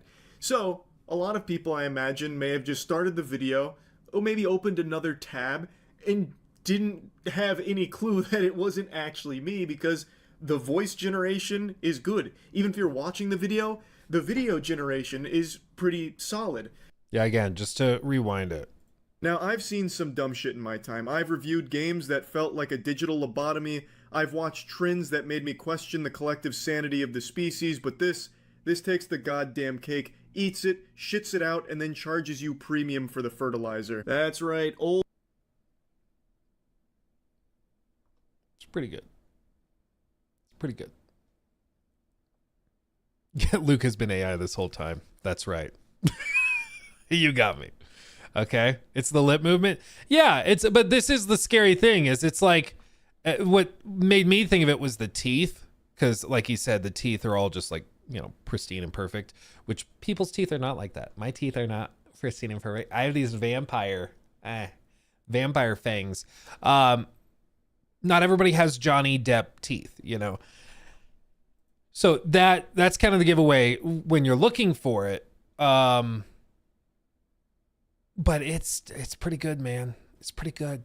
So yeah, we are completely cooked. AI is going to consume and doom us all, but YouTube will find some way of dealing with it. TikTok will try to find some way of dealing with it. Because the problem is when advertisers are like fed up, when advertisers realize, hey, we're spending money because we thought we were going to get 1 million views on this ad, and we did, but 990,000 of them are fake, and they're from AI bots, or they're from, slop content feeding into our video, so nobody actually pays attention to our video. That's when YouTube will actually react to it and respond to it. But until then, I mean, they just won't. But already, I mean, I've seen ad revenue on these short form platforms dry up. It's why I had Trevor start working on our third channel, Luke Stevens Clips, if you've not seen that. Yeah, if you haven't seen our third channel, Trevor's been working his butt off over there, and you can see all these littler things that maybe don't get like their own dedicated spot on the main channel or Luke Stevens Live, and those clips, they land here. And so on Amusha Behind Closed Doors, Mouse PI Detective, I filmed videos from that over there. Or little things like when we looked at the Penguin Zero and XQC chess match, we put this clip over on Luke Stevens Clips. So we did this, and this, no joke, generates 10 to 15 times the revenue, even in its small form right now, compared to what our TikTok page generates, which has like 100,000 followers, and I don't know how many millions of views we do a month, but pretty solidly. Like, it's just night and day. So go subscribe to Luke Stevens Clips. Go do it. It's a good time. Treble, thank you for the 5. Luke, my mate works at the biggest advertisement agency in the UK. They all use AI and actively request it as much as it's cheaper. I mean, I believe it. And if the customer can't tell the difference, I guess they don't really care. The problem is if engagement falls, but maybe that's the faulty assumption in this, is that the AI stuff is slop we hate. So therefore the average consumer won't. But maybe maybe it is the case that like AI generated slop is just as effective. And so they're like, yeah, we don't care. Like, didn't Disney just have a scandal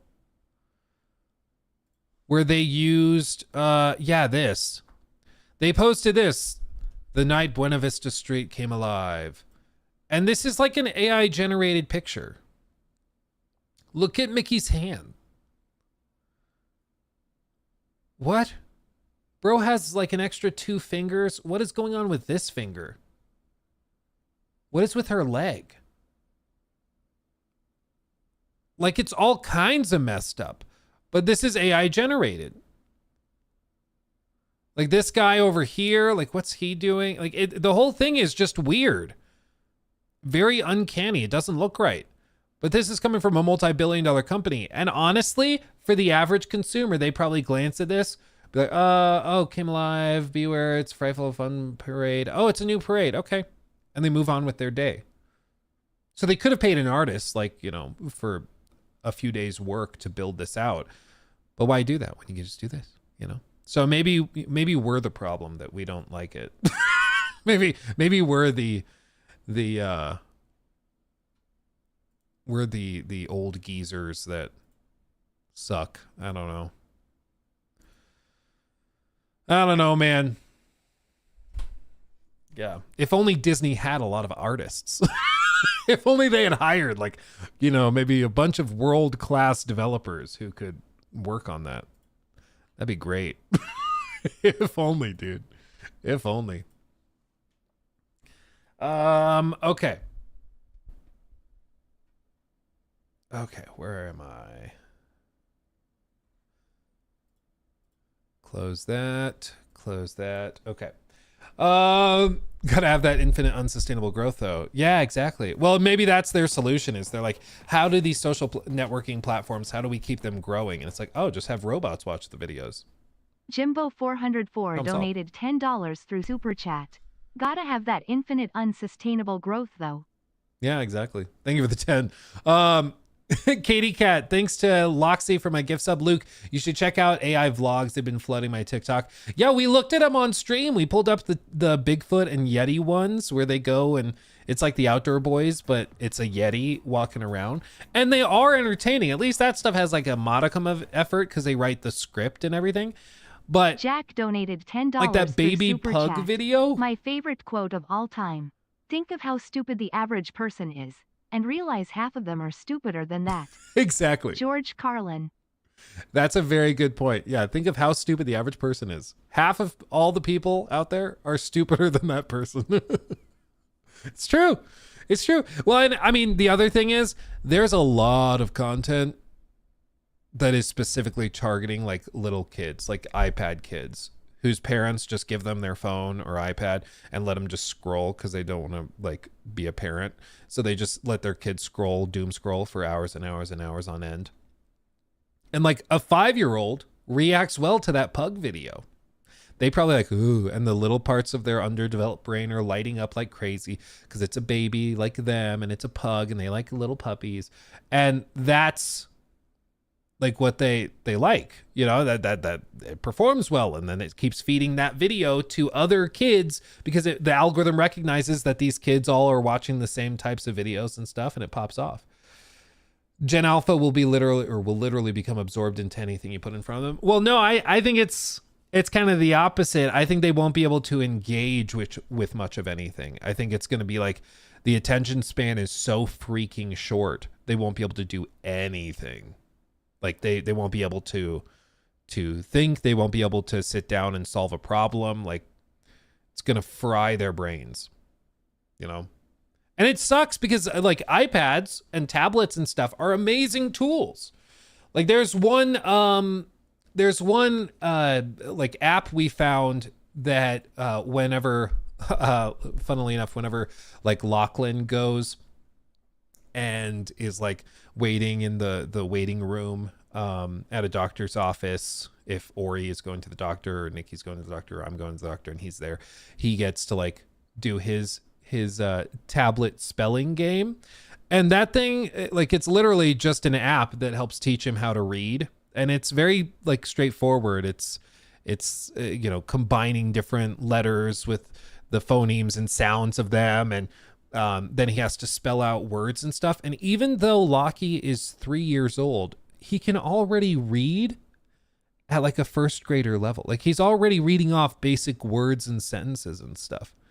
It's crazy. Like it's actual magic. There's amazing apps out there on these tablets for kids to use if you help like train them and give them the tools to be successful in that way. But unfortunately, a lot of parents, I think, just hand them the tablet and go, okay, entertain yourself. And it's too bad. It's really sad, frankly. It's very sad. Okay. Anyway. It took me too long to realize that wasn't a Naughty Dog t-shirt. Oh, got you. Got you. Got you. Haha. Yeah. Yeah. Okay. How much do you make with long form videos like the Star Citizen video? Again, it depends on how long it actually is. You know, a really solid video that does a million views should generate probably between $5,000 and $10,000 over its lifetime. If it takes a year to do that, you know, it's broken up over the course of a year. So you might get a few $100 a month or whatever it is, but it just depends. Like, and sometimes it could be something stupid where it's like, hey, it was suited as, or it was deemed by YouTube as not advertiser friendly. So it shows limited ads, which are really crappy ads typically that don't have a lot of engagement or click through. And so in that case, the video might do $50. You know, you just never know. But it just depends. It depends. There's a wide spectrum, you know, like if you have a 4-hour video, like a Jenny Nicholson video on the Star Wars Hotel, like this video that has 13 million views and is 4 hours long. This video, I mean, this thing probably generated 100 grand. I don't know, but a lot. 150, 200 grand. Like this thing probably generated a lot of money. Okay. Because there's so many ads spliced in here. Not even because of Jenny. YouTube does it automatically now. And so, I mean, this thing generated a butt ton of revenue, I guarantee you. And good for her. It's a phenomenal video. Phenomenal. But then you compare that to a TikTok, and a TikTok could have 13 million views and make you literally like $20. You know, like you don't do TikTok for ad revenue. It's sponsorships on TikTok is where they make money, because sponsors will be like, oh, you can get 13 million views on a video, I'll give you blah blah blah amount of money. And they'll pay some of those big TikTokers, dude, they'll get paid $20,000-$30,000 to just say, I tried Mind's Eye and it's the best game I've ever played, it's so good. And their 6-year-old audience loves it. I mean, they pop off. But that's where they make the money. That's where they get it.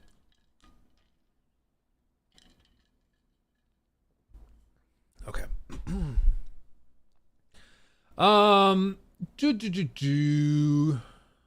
Aren't sponsors on TikTok hard to come by though? It depends. Sometimes yes, sometimes no.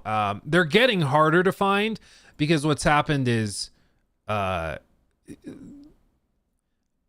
personal theory, I think a lot of TikTok viewership is, and shorts especially, but I think a lot of short form content is either by very young audiences or botted or both. And so I think the numbers are hyper inflated. And also because, you know, you scroll and then scroll, that counted as a view, you know, like that counted as a view, even though that person already forgot what that video was. Toenail So donated £10 through Super Thank you, Chat. Toenail. Just curious, as we're talking about revenue, do you get a set amount per month from YouTube, or does it vary each month depending on what views you got? It varies. So it's based entirely on how many ads were shown to how many people. And I think it changes based on, you know, click-through rates and all sorts of stuff. But it also changes on the category of content. Like the real money, that's all generated from like fashion videos. That's where all the money is. Tell you what, I was talking to a good friend of mine who works in this space and knows what some of those sponsorship offers are for like the fashion industry, knows some like female makeup YouTubers, and all they do is like, I'm going to try Kylie Jenner's lip balm today.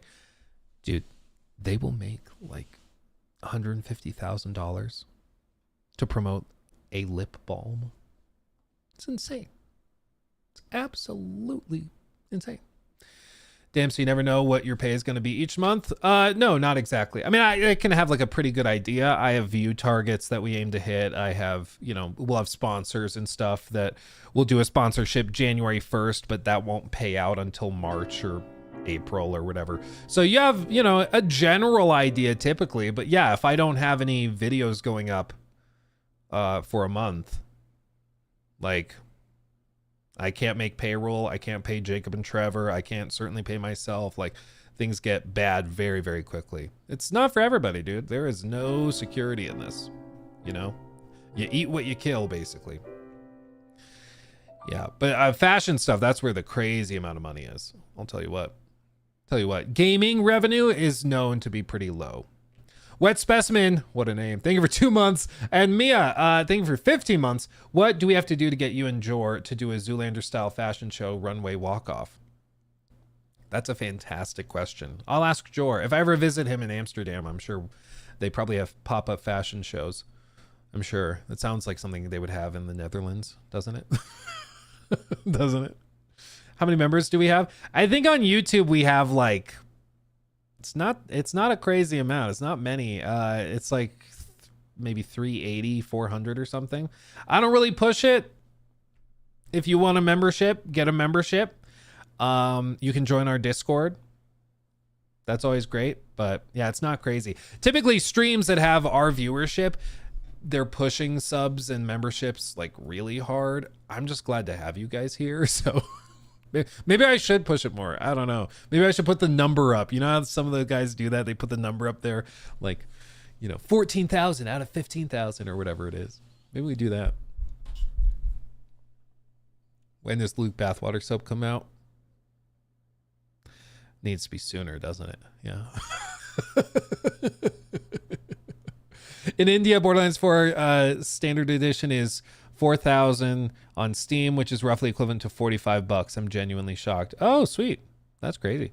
I heard 4,000 and I braced. I was like, oh no, but it converts to $45. Wow. YouTube is better viewing experience because Twitch generates way too many ads. Well, and I mean, it's the Twitch revenue for ads is not crazy either. Do I have a Patreon or have you considered it? We've had it in the past. I just found that I didn't feel like it made sense. Kazuma Collection donated $9.99 through Super Chat. Thank you. Thank you for the YouTube advice the other day, Luke. Do you collect any 1/6 scale figures like Hot Toys? Not actively. I've had people like Sean have sent some to me, like a Johnny Silverhand. I'm not sure if it's a little too dark, so you can't quite see it. But I have some like Johnny Silverhand statues and stuff like that behind me. But I don't like actively collect them. I'm not like actively hunting for them. Thank you for the super chat. Thank you. But yeah, Twitch, I think some people make crazy money on Twitch. I'm not one of those people. Hallberg, thank you for the sub, by the way. Kaldoc, thank you for the sub. And Katie Cat, again, thank you for that sub. Yeah, it's some people make stupid money on Twitch or, you know, Kick or these places. I don't know, maybe I should hustle more. Obviously, like so many of these people put membership and sub counts on screen, so there's got to be a reason. It's probably because it works. But I don't know.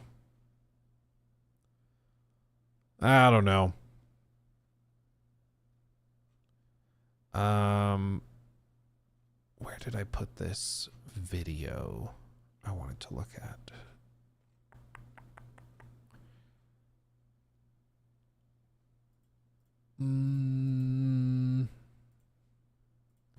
Let's just open that. Oh, here it is. Okay. Twitch chat is way better when watching somebody like Charlie where YouTube has 20K or where YouTube has like 20K viewers. Yeah, I could see that. I could totally see that. Ryan, thank you for the 2. I like the idea of what? It? Well, thank you. Let's see. Yeah. Where was it? Why don't I stream on Twitch? Oh, I do. We're streaming on Twitch right now. We have people on Twitch with us right now. Lip balm sponsorship looking really appealing right now. Yeah, Winter World.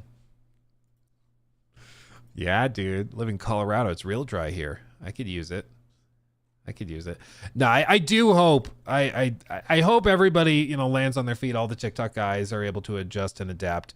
I will say I've been shocked at how many of them just throw money around like it's nothing. Like, bro, back in the day, early like 20 teens, YouTube money was crazy. It was crazy. I've heard. I, of course, wasn't doing it at the time, but I've heard from some OGs the kind of money they were making. And it was unbelievable. It was crazy. Kind of like TikTok right now in the last couple of years. But eventually it leveled out, and there was an adpocalypse a couple times. Like, eventually things change. It will not always be like it was in the golden age, right? So just prepare, diversify content, do that type of thing. But a lot of these guys are just viewing things so short-minded that, or short-term rather, that they're gonna get screwed. And I hope that doesn't happen. I've been telling them, like, diversify.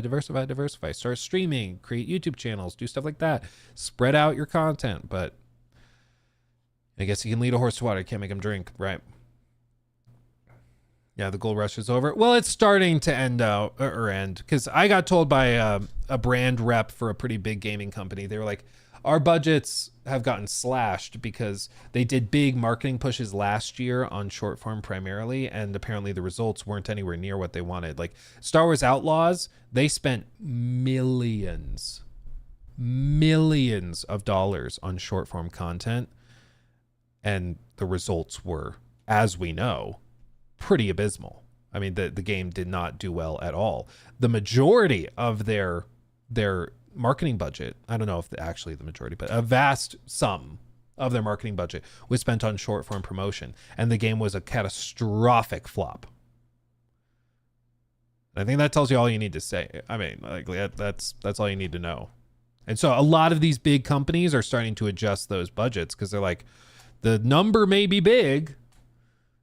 We could do an AI pug video promoting Star Wars Outlaws that does 400 million views, but it's not converting, whether that's because it's view bots or because it's 5-year-olds watching or what, it doesn't really matter. The point is it's not converting, which is the whole point of advertising, What do I mean by short form? Like 60-second, like TikTok, YouTube Shorts, that kind of thing.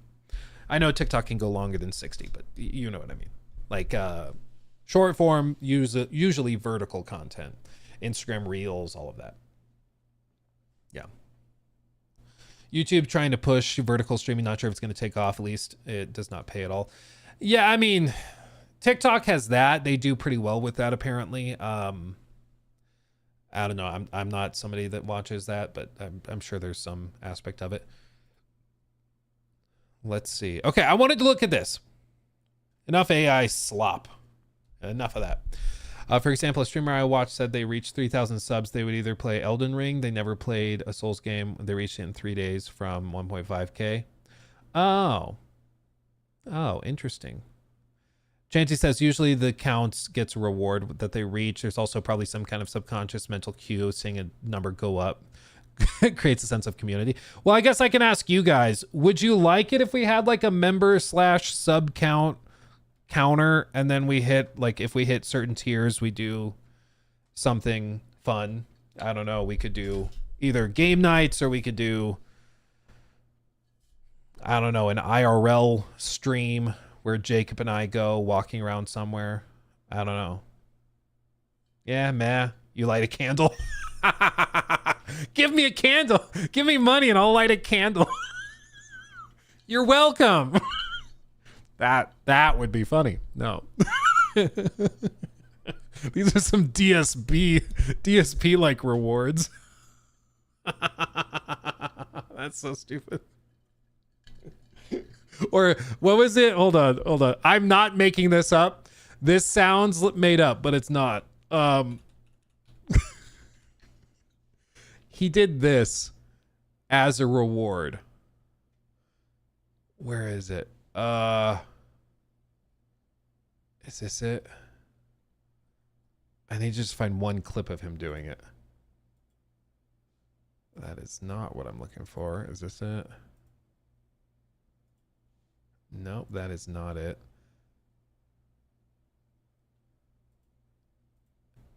There. Oh, I just need one clip of him doing it. Okay, what I was trying to find was like DSP for a while. One of his rewards, if he hit, I think it was like 100 likes. I kid you not, he would blow bubbles like all over his computer screen. Like that was the reward. He's like, yeah, do this thing for me and I'll blow bubbles in my office. This is probably the stupidest thing I've ever seen somebody do as a reward.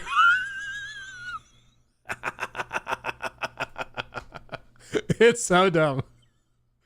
Oh, man. Those are some positive, meaningful bubbles right there. I'll tell you what. Yeah. No, we're not going to do a counter for bubbles. Sorry. Sorry. That's pretty funny. No Luke NPC streams. We're not doing that. Oh God. I'm glad that died out, right? That died out. The NPC thing where they would just go, I don't even remember what they would do, but they'd say like they get a gift where it's like a balloon, and they like, cause TikTok does gifts as like emoji things. It's like, oh, thank you for the balloon. Pop and stuff. It was like the dumbest stuff ever. I hope that died out. I don't actually know. I think Glizzy Overdrive dude is still going. Really? Dude, how do you ice cream? Yum, yeah. How do you do that? And this sounds like, you know, dramatic, but legitimately, how do you do that and then like go about your normal life afterwards, knowing that's what you did to make your money? Like that's, I feel like that's even more shameful than if you were like, I don't even know. I'm trying to think of something embarrassing.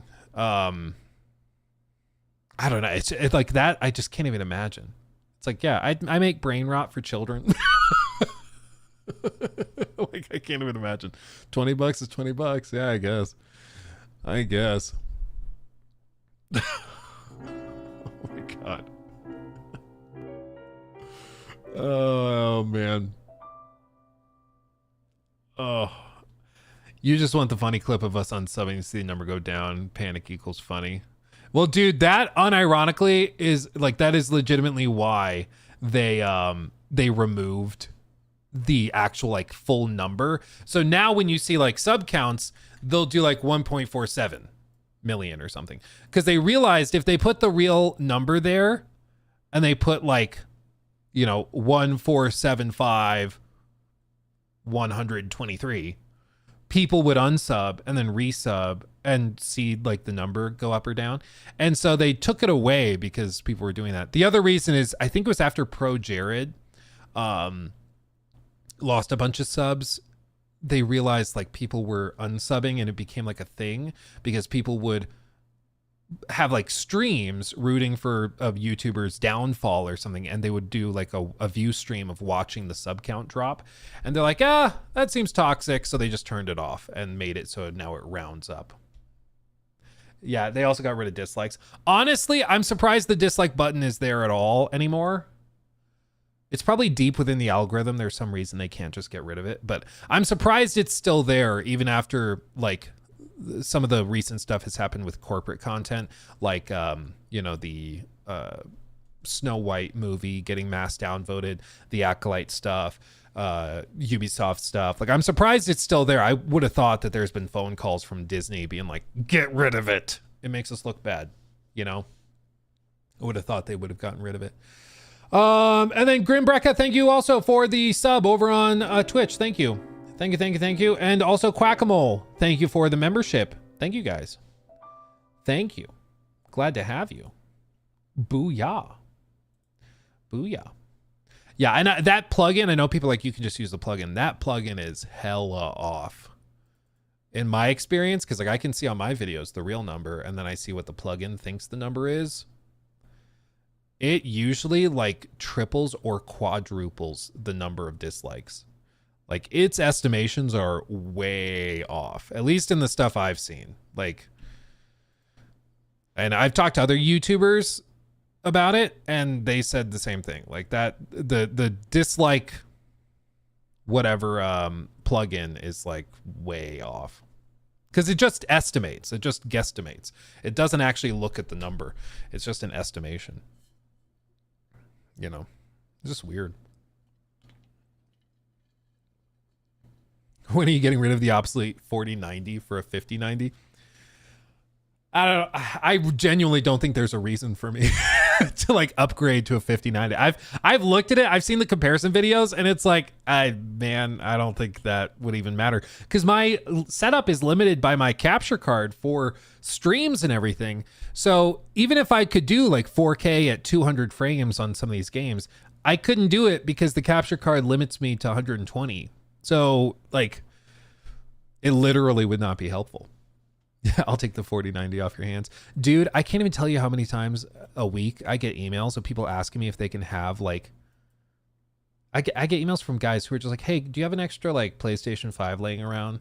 Hey, can I have your streaming PC? I just, you know, because if you upgrade, I can just take the old one. Like, it's kind of crazy. People reach out all the time. It's wild. Okay. Let's talk about this. Let's talk about Witcher 4.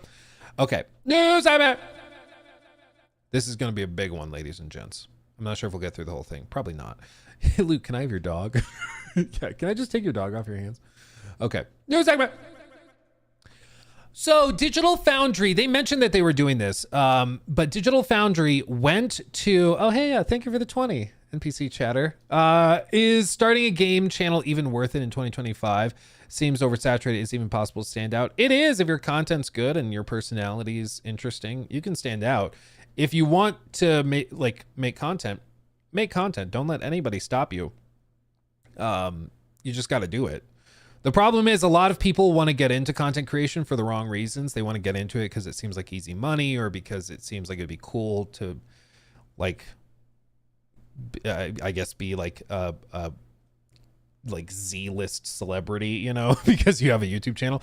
But if that's why you're getting into it, you'll fail because you won't have the drive to pop off and to keep going even through the dips and the down times. So I would say, you know, just push for it. Push. If you really want it to happen, don't give up, and just refine your craft. But if you're getting into it because you think it's going to be easy money, yeah, it's not going to go well. But yeah, there's absolutely ways to stand out. You absolutely should do it if you're interested in it. You just can't give up. Can't even tell you how many people give up. Like, I get reached out to by people who are like, hey, can you give me some advice on my channels? And I'm always happy to give advice, but I tell you, it's amazing how often they haven't posted anything in like 6 months or a year or something, or there's a year gap between uploads because they just lose motivation. Like, don't be motivated. In the words of Goggins, don't be motivated, be driven. Motivation goes like the tides. Drive is what will keep you going through the tide, okay? Be driven. Anyway. Thank you again for the 20. That's incredibly generous. And in the words and gestures of Joraptor, yay. It's about drive. It's about power. It's about, I don't remember the rest of the words. Something like that. Okay. News segment. So Digital Foundry, they did a reaction to the Witcher 4 tech demo thing initially, but they alluded to something that they were working on, which was a trip to Poland to speak to not just the Witcher 3 or Witcher 4. Did I say Witcher 4? Let me try again. Hello, everyone. I'm back. New segment. So Digital Foundry, they, of course, did an initial reaction to The Witcher 4 on Unreal Engine 5 tech demo thing that they showed off at Epic Unreal Fest or whatever. But they alluded to a trip they were making in that video where they said that they were going to go and speak to the developers on The Witcher 4 and some of the people from Epic about that demo and discuss it and offer some more insight on what it was, what happened with it, some of the design choices and things like that, which is quite interesting, if I do say so myself. So I wanted to check it out here and see what, if anything, they had to offer that is particularly interesting. Let's see. We probably won't look through this whole thing, but I do think it's interesting. Okay. I can't even begin to imagine how you pronounce that. Goledzinowska. Maybe? Goledzinowska. Maybe? Hello and welcome to this video live from Warsaw, Poland, where I am here at CD Projekt Red's headquarters, and I just saw the Witcher 4 demo running on a PlayStation 5, and it was mighty impressive, and I'm joined by these fine gentlemen here today from CD Projekt Red and Epic. So he's confirming it was real. Can you imagine if he got there and then he had to make this video with all them sitting on the couch, like, it was fake, it was running on a 4090. Sorry. Can you imagine how awkward that would be? That's why I was like, it's got to be real. I don't think they could just like lie and say that it's not. Like, say it's a PS5 when it's just not. to talk about it. And if you would, please introduce yourselves. Hi, I'm Charles Trable. I'm the VP of Technology. I pretty much VP of Technology at CDPR. He's been in a bunch of the videos on like Cyberpunk and all that. Tech development across the company. Hey, I'm Jakub Knapik. I'm the VP of Art and Global Art Director. I oversee all the art. And I had a pleasure to work with Lucian Więcek, Art Director of The Witcher 4, and obviously the content team on the Silver demo, lighting and look development. Cap. I'm Kevin. I lead one of the rendering teams at Epic. On this demo we did together, I was part of a lot of the rendering stuff and performance aspect. Hey, I'm Kajtek Kapuściński. I'm a cinematic director at the Projekt Red. I was responsible for directing scenes and whole flow of this technical demo that you've seen, and also I was the one playing it live in Orlando during Unreal Fest. Playing it live. Ooh. Love that. I've kind of forgot that they showed the controller, but I also was like, is that fake? Like, is it like press a button to start, just hold the controller? But no, he said he played it live. Okay. Hi, I'm Jan Hermanowicz. I'm Engineering Production Manager at CDPR, and I was the main producer and the dev owner of Project Silver. Oh, that's the code name for this. Now it's spilled. I'll edit that out in post. That actually gets into my first question, was what is the timeline of this demo and the cooperation between Epic and CDPR look like? Because we had an announcement a number of years ago that you would be moving on from Red Engine. Dude, I can't believe that was 2022. To Unreal. Did I read that right? Announcement. March 21st, 2022, a new saga begins. It was that long ago. It does not feel that long ago, but it was a while back. A number of years ago that you would be moving on from Red Engine to Unreal. So when is like the beginning of the cooperation and the genesis of this demo? When is that, and what would that look like? Okay, I think I can take this question maybe together with Charles, because it's like two questions in one. So in general, our collaboration is pretty much since we announced that we are switching engine, a little bit before that, right? So that will be about 3 years by now. 2022. Yeah, so 3 years by now, and this is pretty much as long as we collaborate with Epic Games. When it comes to this particular demo, projects like that have different stages. So it's sometimes hard to draw a definite line between like a pre-production or ideation phase and the actual production and pushing the content forward. But let's say this is a relatively fresh thing that we started working somewhere last year. Okay, so last year they started working on this particular demo, but they've been doing tech work on the groundwork of everything that they're trying to do for a solid 3 years since their partnership began. But presumably there were also things going on at Epic even before then that made them excited to move over to Epic. Okay, makes sense. Or Unreal, rather. So obviously we're joined also by you from Epic today. But what was internally at CDPR in 2022? What was the impetus to actually want to move over to Unreal Engine? Because we see an Unreal Engine 5 demo. It was a big part of Unreal Fest, but you had internally used your own tech for a long period of time. So what was like the core factors in switching over to Unreal? Yeah, it's a very good question. I get it often. And I always preface this with one statement, is that because I don't want people to think that the tech that we had was problematic or like, it's shit or something like that. No, actually, we're super proud of what we achieved for Cyberpunk. I think even today it's a statement of what we achieved and we scale very well. But that being said, when we started the new project, The Witcher, the company, we wanted to be more as a multi-production company, and our technology was not very well made for that. It was one project at a time, and then you just put the gameplay down and then you move on. Not very well made to have multi-project in the same time. And this is something I've heard from a lot of companies, actually. Like, you remember we read that article about Haven, which is the team behind Fair Game $, and they were founded by a bunch of former Google employees, actually, Google engineers and stuff. And the Google team, what they said about their tool set and what excited them about Fair Games was that they had specifically built out cloud like infrastructure for their engines.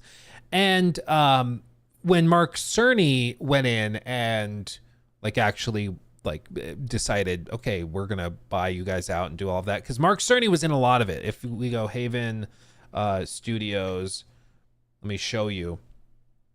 They have their like PR page. If we go there somewhere, blog, I think it was. It's been a minute since we looked at it. But if we go back, you can see, yeah, Haven's official launch event. When they launched the studio, they had Jade Raymond, who has left the company. Remember that. No longer there.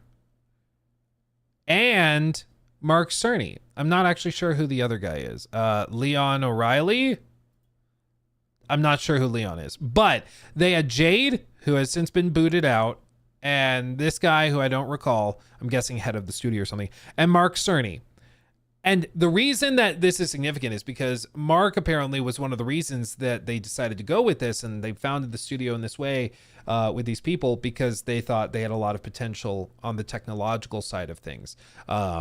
With cloud development, with the ability to work on multiple projects at the same time, with the ability to work internationally and globally with a bunch of different teams all contributing to the same thing in real time. They thought that had a lot of potential. So it may seem weird to like totally change engines just because you want to like be able to work on 2 games at the same time, but that's a major component. And you think about it, it kind of makes sense because that brings with it a lot of extra money. If you can release The Witcher 4 in 2027 and the next Cyberpunk game in 2029, that helps your company a lot more than having to wait 4 or 5 years between each project, you know? So it kind of checks out. And practically what that means is probably, you know, there's different things like if you build out new features or stuff for, you know, optimizing AI behaviors for NPCs, or like you come up with gadgets and features and stuff like that for Cyberpunk, or in this case it would be The Witcher 4, and you want to bring those improvements over to the Cyberpunk sequel that's coming out next. If your engine isn't built out in a particular way, it may not be easy to just copy and paste that over. It's a problem that's plagued Ubisoft games for a while, where you can see like AC, for example, AC Odyssey had a really cool cinematic camera, which just means that like AC Odyssey, they would have it so when you're talking to characters, the camera dynamically moves around them, and when you have a conversation with somebody, you know, it realistically goes between each of the characters and rotates. So as you can see here, you run up and you talk to these guys, and even though it's a side quest, it has this dynamic cinematic camera. So as you're talking with them, it's nice and cinematic. Valhalla did not have this. Even though that game came out 2 years after Valhalla, or after Odyssey, Valhalla did not have this same cinematic camera, so it felt like a step back. It was like they did all this work for this cool camera that changes depending on, you know, who you're talking to and what you say and all that. Valhalla didn't have it, and it's apparently because like the team in Quebec that made this game wasn't able to just copy and paste the code over basically for Valhalla, which was being made in Montreal. So they just, even though they were being developed at the same time, technically, they didn't actually translate the same way. And that's something that Unreal Engine, in theory, can prevent because it's much easier to share, you know, improvements across the board. So that makes sense. Is we also want to extend to multiplayer experience, and once again, our tech is a single player game, so it was very complicated to move on with this. This is also something they've reiterated a few times, that they want to go multiplayer, or at least have a multiplayer mode for Cyberpunk, and they wanted to do that for 2077, and of course that didn't happen. But they're saying once again that's something they wanted to do, and they didn't feel like their engine was capable of that, and so Unreal should help with that. So we decided to partner with Epic now to follow the company strategy. So yeah, this is where we are now. Mm-hmm. Okay, so we specifically just saw that running on PlayStation 5, and I would say that it's actually quite against the grain from what CDPR had done in the past, where we would see, for example, The Witcher 3, or even I saw it multiple times at Gamescom, the wonderful PC CP2077 demos, but here we're seeing it demoed on PlayStation 5 at 60 FPS, so a 60 FPS target. So why show it off on PS5 first? Why target 60 FPS? Great question, and it is in fact very different. Actually, I wish I had saved it. I got a comment on one of our videos, it was a dude that was losing his mind. Like the type of message that's all caps and filled with profanity. But it was a guy raging because he's like, CDPR has lost themselves. They used to make games for PC players, then console players would get the scraps basically. And he was just losing his mind because it's true. CDPR has historically developed for PC, and then they try to walk things back down so they run on console. We all saw how that worked with Cyberpunk. Not too great because it's really tough to make a crazy ambitious game on PC, meet that standard, and then try to find ways to cut the fat and often cut the meat as well to make it fit and work on console. It just doesn't really work. So this time around, they're going and starting on console, and then they're going to upgrade it and upscale for PC. But it is a very different approach. I think it's a smart approach. It will certainly help with optimization. But yeah, there's been some people that have lost their minds over it. I think that when we started the collaboration, we had, we have super high ambition for this project, and we always, as you said, we always do PC and we push, and then we try to scale down. But then we had so many problems in the past that we tried to see, okay, this time around we really want to be more console first development, right? So and then we worked with Unreal, with our partner, and then we saw the challenge to realize the ambition that, to make what we want as 60 FPS on PS5 would be, there would be work. And this is why we started to talk to figure out what needs to be done with the technology. And we also discussed. Let's see. Road to 60 FPS for The Witcher Unreal Engine 5 tech demo. Smooth hitch-free traversal, believable interactive full of life village, scalable at scale. Sorry, it's just a funny way of saying it. Scalable at scale. Dense, large, and dynamic forest, 60 FPS with hardware ray tracing, global illumination, and reflections, and room to grow gameplay features. Yeah, I mean, those are good goals to have. Okay, we need to have all those things that needs to be developed. Where we go from there, it's hard to say, but right now we really wanted to focus on what does it mean to make this ambition on a console. And we have all our other projects at 60 FPS, and we really wanted to also to aim for 60 FPS once again, and not go back to 30 FPS or something like that. Yeah, and it was a mutually shared ambition together with Epic, right? So when we started talking about it, that I think that was literally like the first pillar we established together, that this is gonna be a console 60 FPS no demo. Fake console 60 FPS, fit in memory, constrained by platform, pretty much. Yeah, it was a really good opportunity for the engine as well to, use this as a demo and really showcase that 60 FPS on a base console is totally achievable with all the features that we have. Yeah, that's quite different than the Matrix demo, for example, which was targeting 30 FPS and was the last time we saw, at least on the console side of things, a hardware ray tracing demo from Epic itself. But still, you're talking about 60 FPS versus 30. That's a whole bunch of frame time. Do you see this as a challenge or a limitation? Like, how do you view it? Because strictly adhering to that in an open world it's a mighty big challenge. Like, how do you view it? Yeah, so I think that at this stage we are perfectly aware that we still have a lot of work ahead of us, right? So this is a tech demo. There is not the whole gameplay loop is implemented. There's no combat. There's a lot of things that doesn't work. But still, the ambition is set. So this is where we want to aim, and we'll be damned if we don't try to get this game in performance. It's too early to say, if we manage to nail it, but we'll work as hard as we can to make it for sure. But it's also, I mean, it's the goal and the standard they're setting. They're not saying we're going to hit 30 and then try to add a performance mode. They're saying, no, this is 60. And then if we add a fidelity mode on top of that, whatever, like maybe they push for that, but they're setting the standard that it needs to run at 60. The one interesting thing about this, though, to add on to it is I think he'll get there. But they've said getting The Witcher 4 to run at 60 FPS on Xbox Series S will be, quote, extremely challenging. Which I believe that. Yeah, I believe that. It's going to be discussed in this, but yeah, I can't even imagine. I can't imagine this thing running at 60 FPS on the Series S. At least if it did, you probably wouldn't want to play it on that, but we'll see. At least based upon the base rendering tech, it seems like it's at least there to get that part of it at 60 for the most part, because the demo is incredibly fluid. As I said, when we did the DF Direct on this, it doesn't drop a single frame. That is something you don't usually see in a demo like this. For example, the Matrix demo could drop frames if you go back in time to our coverage of it back then. So this was mighty impressive from that aspect. From Epic as well as from your side, hardware Lumen to this point has been on consoles other than on Fortnite's most recent season. That was a new thing. Been limited to 30 FPS ambitions typically. So what were the big roadblockers on a console like the PS5 from getting hardware Lumen up to within 16.6 milliseconds? I mean, obviously it comes down to performance, right? And optimizations on both the GPU side and the CPU side. So on the CPU, there's been a ton of work on optimizing away a bunch of the cost on the critical path, on the render thread.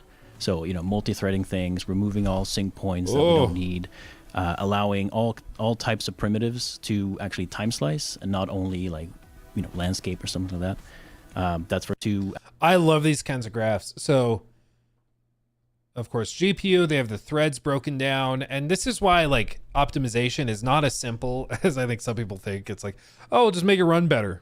Just maybe make the assets smaller or something. It's no, a lot of the time, this stuff comes down literally to optimizing the order in which you render things and trying to get fancy with when you arrange. This is calculated here, and then we're gonna maybe do that every third frame or every fifth frame or whatever. We're gonna break it up like that. It's much more of a balancing act. It's like juggling. That's basically what they're doing on a constant basis. It's pretty insane. Actually time slice and not only landscape or something like that. Overall CPU Overall CPU utilization 87% across 13 cores available for the user. That's not that common. There's a decent number of games nowadays that will launch and only utilize 4 cores or 1 core. It's kind of amazing how rarely this is done, but good on them. That's for the dynamic parts. On the GPU, obviously tracing cost needs to be kept low. So, having good proxies, streaming in the right amount of stuff in the vicinity. Starfield. I wonder if did they release this full presentation, the slideshow they're looking at? Separate set of proxies, different TLAS, only static takes over after near field, new cheaper traces for Lumen. Yeah, this is the far off village you can see when the camera's far away. Of course, it can be low poly, it can be low quality when you're far away, but that's interesting. Okay. Vicinity. Dynamic instances, animated characters, 40,000 triangles, update per frame, only update skin cache when needed. Same with landscapes. These things just, making that work out of the box is core to the 60 FPS. Mm-hmm. So why, though, want to use hardware ray tracing when there's already a software path that does target 60, for example? Right. So the software Lumen path has a lot of limitations, things we simply cannot get away from, no matter kind of how hard we try. The distance field approximation or the representation is effectively static. Right, and the more dynamic worlds we build, we want that to also be part of the ray tracing scene. So, using hardware ray tracing for that is much better. Quality-wise, we can get a much better representation with ray tracing than we can with distance fields. So it's generally it is also kind of the future. We see that in hardware coming out as well. That we're going to focus on that. We see that in hardware coming out. What does he know? What does he know? He's probably just talking about the Switch 2 and basic stuff that's out right now. But you better believe that companies like Epic, they are getting the earliest of the earliest knowledge of what the next generation of consoles is going to be built around and use. And so they can optimize for it and build stuff out for it. So, I mean, you never know. You got to pay attention when these guys allude to, we're seeing that on the upcoming hardware side of things. You got to pay attention. You got to pay attention because you never know. My icing, thank you for that one. Hey, just got to say thank you very much for hours of enjoyment and highs and lows in life. Your vids have been a place of solace and fun info source for years. Thank you, my friend. I'm glad to have you. I'm glad you're here. I'm glad that I could provide something moderately entertaining for you. I'm glad to have you here. Thank you, my friend. Thank you. So we are focusing on hardware Lumen for sure, and consider software Lumen to be hopefully a thing of the past. And also, yeah, I mean, software Lumen kind of sucked. I don't know anybody who liked it. It was pretty terrible. So fair play. I think if I add, there's like looking from the Witcher point of view, you know, this game will have dynamic day-night cycle. So when you look at it from this point of view, you need to secure the environments lighting-wise for all light angles, and it's an open-world game. So you need to make sure that the way you make content will work and it will not light leak in all the situations. Hardware ray traced Lumen is just much better for securing your walls to not leak Lumen inside, or just like Kevin said, you actually can move trees and have a proper occlusion. So for us, it was like, okay, if we'd go with software, we would have a lot of limitations, that's one, but it's a different way of how you set up the environment, like from the content point of view for both modes, and that will actually kill us from the production point of view. It also, I mean, it just saves so much freaking time. That's one thing. I was talking to a guy that's working on an indie game in Unreal, and he was saying that like the biggest thing for ray tracing, he's like, it's not even really necessary for our project, which I can't really go into detail on, but it's basically a project that if they wanted to go traditional, they could probably go traditional with just like rasterized stuff, but they're going ray traced with like as their standard for performance and standard for lighting, because it just makes everything so much easier, because you in many cases can just drag and drop stuff and it will look about right, and maybe a little tweaking here and there is needed.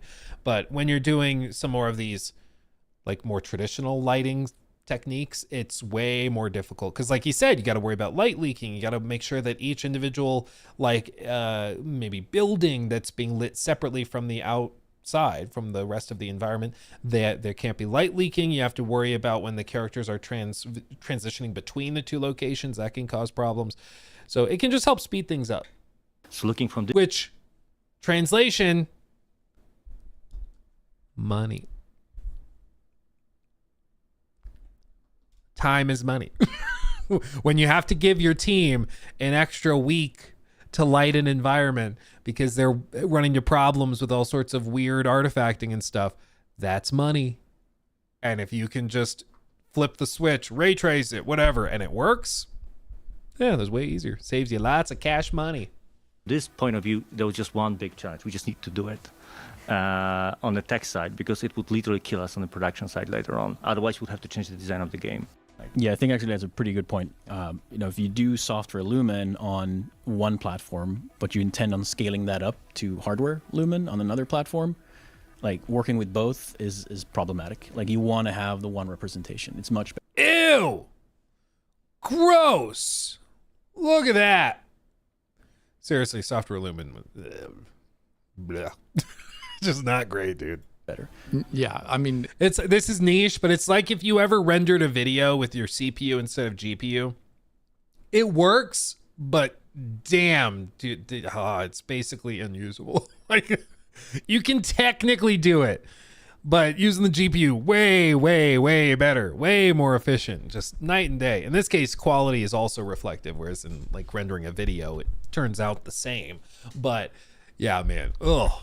It's as much as it would be great because we love to see hardware utilized everywhere, you're kind of locked into something from a QA perspective, an artistic perspective. You can't just be doing everything as much as it would be great. But from your perspective, primarily coming from the tech art, artist direction, what is it like to work on a title then in the future where you have access to real-time global illumination and real-time reflections for the first time? Because in Cyberpunk you had that, but it was only on the PC SKU primarily. And here it's going to be the baseline, presumably. Yeah. So like, what is that like from your perspective? Well, we authored the game on PC, Cyberpunk. Yeah, so actually, you know, it was a bit of an issue resolving, finding the middle ground artistically so that it works both on console and high-end PC, right? Here we can actually, with this approach, we can author the game once, and we make sure that it's pretty much visually similar. It just gets better, but it's similar visually across all the platforms. That's the difference. We can ensure that our direction is consistent across all the platforms. It is the one thing that was kind of crazy. Thank you, Icing, for the membership. If you guys saw Let's see. AC Shadows. Oh, it's still playing the Supidio Quest. AC Shadows PS5 Pro versus PS5. It kind of looks like a different game. Like, look at some of this stuff. Where's performance mode, quality mode, balance mode.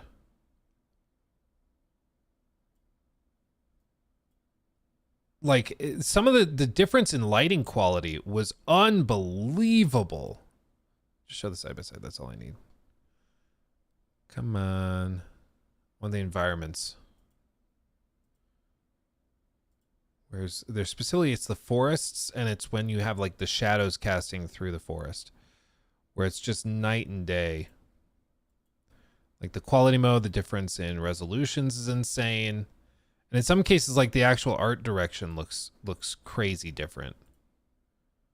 Where is the... Or maybe... hold on. This isn't the bit. Ray tracing. I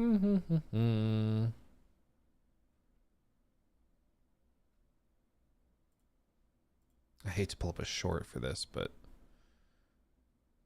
I mean, it's like totally different visual styles. Like it looks totally different when you have ray tracing off versus on, especially like in the forested areas.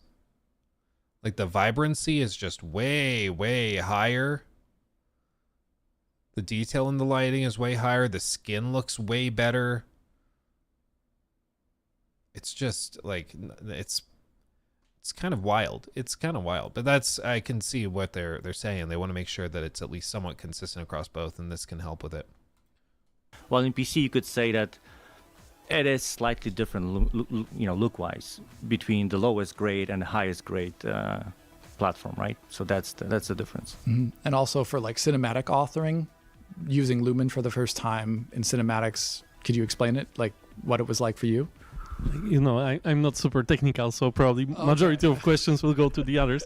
But yeah, like how we can now work on cinematics using the tools that we are provided with Epic and the tools that we are co-developing with them. Like it opens up a lot of possibilities to actually have this creative freedom to be able to create scenes like you've seen at the beginning of our demo. And this is for me as a content creator, not really on the tech art side. It's great. It's just, liberating in many ways, and that's super cool. And yeah, like Kuba probably can explain more about the technical side of it.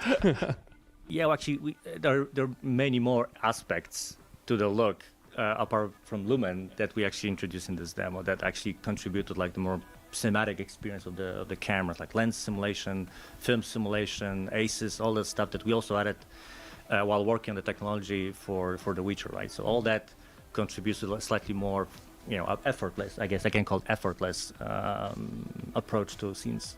And effortless means saving time, which means saving money, which they love. It's unfortunately, it's a major component of game design. You got to think about it. It's something you got to keep in mind, especially when every other game on, Kojima's Good Green Earth is taking so long to make, like saving lives. It's something you got to just consider. It's a major component of it. And if this engine can cut 20-30% of like lighting time, if not more, that's a huge saving grace for it. That guy, thank you for the $6 or €6 super chat. Why do you keep saying AC Shadows was success when it lost Ubisoft 200 to 300 million with the most favorable interpretation? I'm not sure if I've ever said that it was like, I'm not sure exactly what you're referring to. As for AC Shadows, it was not a flop. I'm not sure where you're getting a $200 to $300 million loss. So I'm not sure where you're getting that, but I've spoken to people who have the spreadsheets, and it did not lose $200 to $300 million. So I'm sorry to disappoint you. It's not to say it's a great game or even a good game. That's a totally separate question, but it didn't lose $300 million. Whoever told you that, I'm not sure they know what they're talking about. You could already see, I know you just talked about the other aspects of cinematography there, but one thing that struck me in the demo is when the coin hits the ground and it flashes time of day, like immediately. And that's something that would be a great struggle to do using any form of baked lighting, let alone have the quality be maintained after the flash. And it doesn't drop a frame during that flash too. It's another thing to comment on. It's pretty impressive. So we're looking at the demo. It's got the cinematic aspects. It's got you walking through the town, but it's also a large open world, which the Witcher games are known for. For this demo, how were objects such as trees, rocks, and the town itself placed within the terrain, and how was the terrain generated actually for this demo? So the pipeline we use for this is actually the pipeline we are using for the main game, right? So there's a little bit of let's say there's ideation and then the actual landscape creation within DCC tools. So we do the first pass outside of engine, and then we import that height map for the landscape into the engine, and then we do the rest of the sculpting actually in Unreal Engine there. So this is purely when it comes to the terrain layer, right? Of course, the final picture that you see is a layered picture. So on top of the landscape itself, there is plenty of meshes. There is some additional rock formations. There's trees and all that stuff. There is a procedural PCG layer, pretty much, right? But the pure height map, pure terrain. This is the pipeline that we are using there. Mm-hmm. And then it also goes over to like the small stuff that's scattered on the ground. That is the PCG. Yes. So that is a runtime PCG. I hope it's not too much of a simplification, but we can say effectively we replace the like autograss with the runtime GPU based PCG, and we use that for all the smaller like what you would use autograss normally for, right? So all the small debris, trash in a case of the town, right? Grass and stuff like that.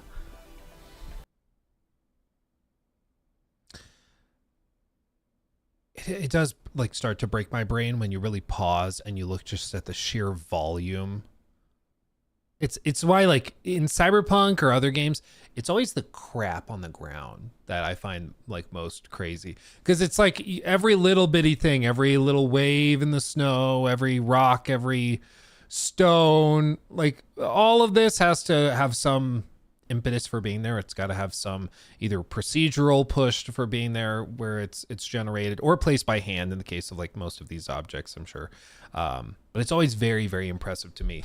You know, all the little bitty things like the puddles and all that. It's just very, very cool. Very, very cool to me. Yeah. I don't know, looks blurry AF. Well, here's the thing. So when they streamed this initially, it looked blurry, but it's like, okay, well, it's also being streamed.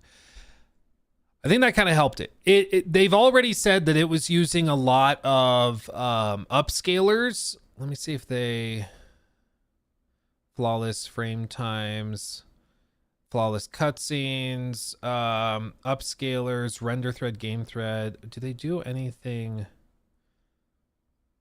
I don't think they discuss it specifically, but basically they've already been able to count and confirm that they're using upscalers in here to achieve like the frame rates and everything that they're doing, and they will in the final version too. I mean, this is not going to be running natively on consoles or anything at 4K. I mean, don't get it twisted. So it's being upscaled, and that's part of the reason it looks blurry. It may be part of the reason why they don't release it publicly as a demo, because then it'll be a little bit clearer how blurry it is. It will get better. They'll hopefully be able to improve it, or maybe it'll get worse. We don't know. But yeah, this is not a game on base PS5 that's going to be rendering anywhere close to 4K. It's going to be upscaled pretty aggressively. What it's rendered at, who knows? But yeah, the only place it's going to look really, really sharp is probably on like next gen consoles, if this is cross gen, and PC. I think, you know, if you're playing it on a base console, the cost will be that it'll be kind of blurry and not that sharp. And then if you're on a Series S, good God almighty. I'm so sorry. I'm so sorry for your loss. It will be tough. It will be tough. That guy, thank you for more money. 3 million sales equals, no, let me correct you. 3 million players. We don't know if they sold 3 million. They said 3 million players. 3 million players. As for players, you said equals 150, 250 development and marketing. Okay. Cool. Like, again, it's not where they make their money is not primarily the initial upfront cost for the game. They make an ungodly amount of money on microtransactions, on skins, on things like that. That is where they make way more money than I think they frankly should. It's kind of depressing how much money is generated with those, but apparently they made a crap ton of money on microtransactions already. So yeah. Player counts don't tell you how much money are generated by copies sold. It also doesn't tell you the editions people are buying. Apparently they had pretty good upgrade rates as well. And then those people who are buying the upgrades are also buying a stupid number of skins for it. So you can try to do napkin math to figure out how much money is being generated. But like, again, I literally do not care if AC Shadows made... I don't even know if they made a profit. I know it was not a catastrophic flop. I know that the people who work at Ubisoft that I've spoken to, who are not exactly fans of leadership at that company, they've said that it significantly outperformed what they were expecting it to do. Because I think they were expecting a massive flop. Personally, that's the vibe I got from talking to them. They were expecting it to be a colossal flop, but I don't care either which way. I'm just saying I know more than that you don't know. I'm pretty confident about that as well. I'm an investor in Ubisoft. I know the numbers very well. Okay. Cool. I hope that you... I mean, investing in Ubisoft, I guess, in and of itself is kind of a disqualifying statement. Like, if you're using that as a point of credibility, I think if you knew the numbers, you would have sold a long time ago. That's all I'm saying. As did most people. So, hell, even Eve is trying to dump his shares, dude. Anyway, I'm not interested in more AC Shadows stuff. I'm good. If you want to talk about AC Shadows, go talk to Grums. I don't know.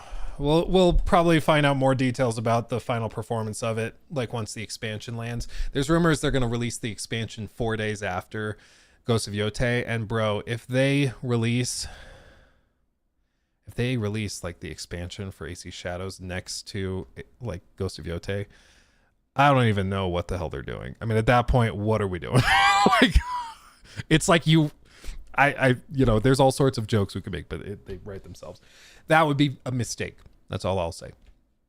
But yeah, I'm not that interested in talking about AC Shadows. Okay. This next bit though, this is what I'm interested in. You notice this little bitty sliver. This right here. This sliver is specifically discussing how would CDPR potentially scale the graphics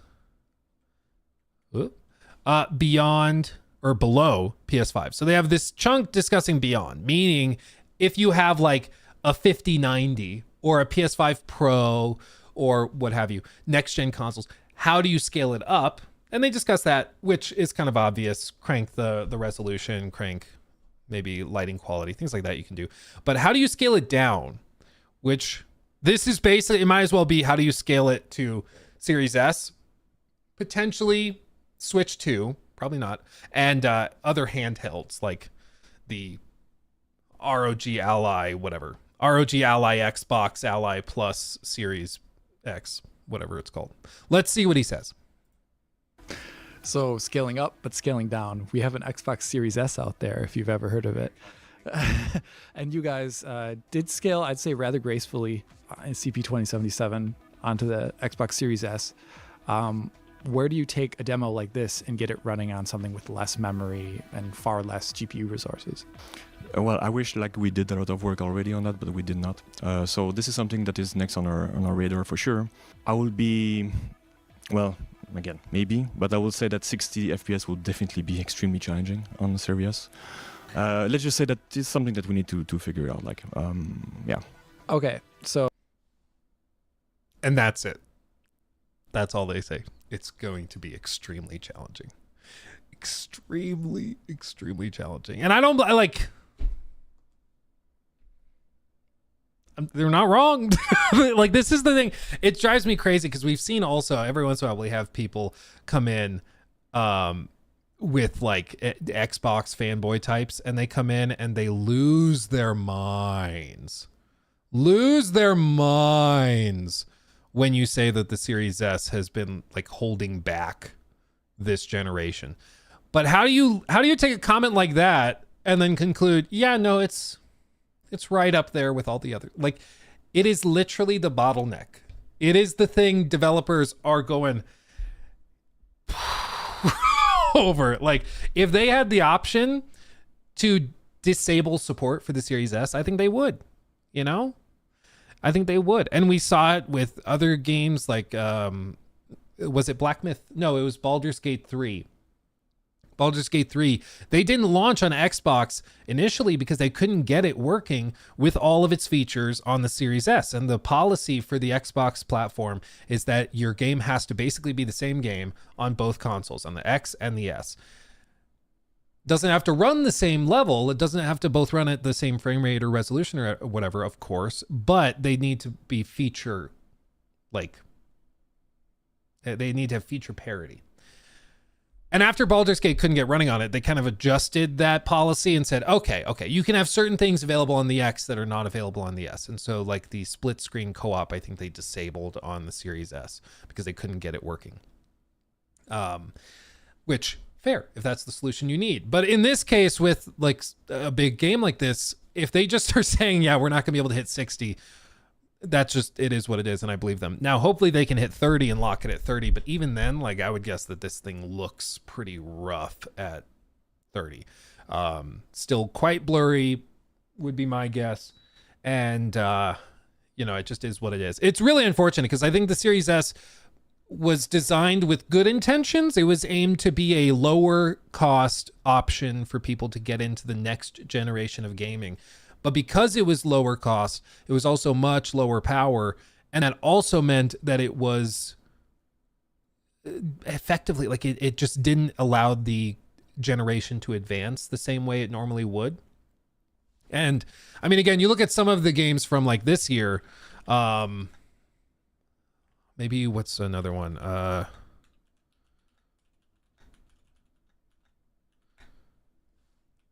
Let's look at this. Like, you remember when Monster Hunter Wilds came out? Monster Hunter Wilds is one of the... Like, bro. Woof. Woof. Buzz your girlfriend. It's running, like, struggling to hit 26 frames a second. Oh my God. Versus like PS5 where you get a good amount of detail in the sword. Here, it's just gone. It's just gone. Like, I genuinely don't understand how you could be like, yeah, no, that's fine. Like, the resolution is way lower and it's still struggling to hit anything close to 30. Like, it's just wild, man. It's just wild. And I have a Series S. And for some people, it works quite well for them, you know, as a smaller form factor platform to play these games.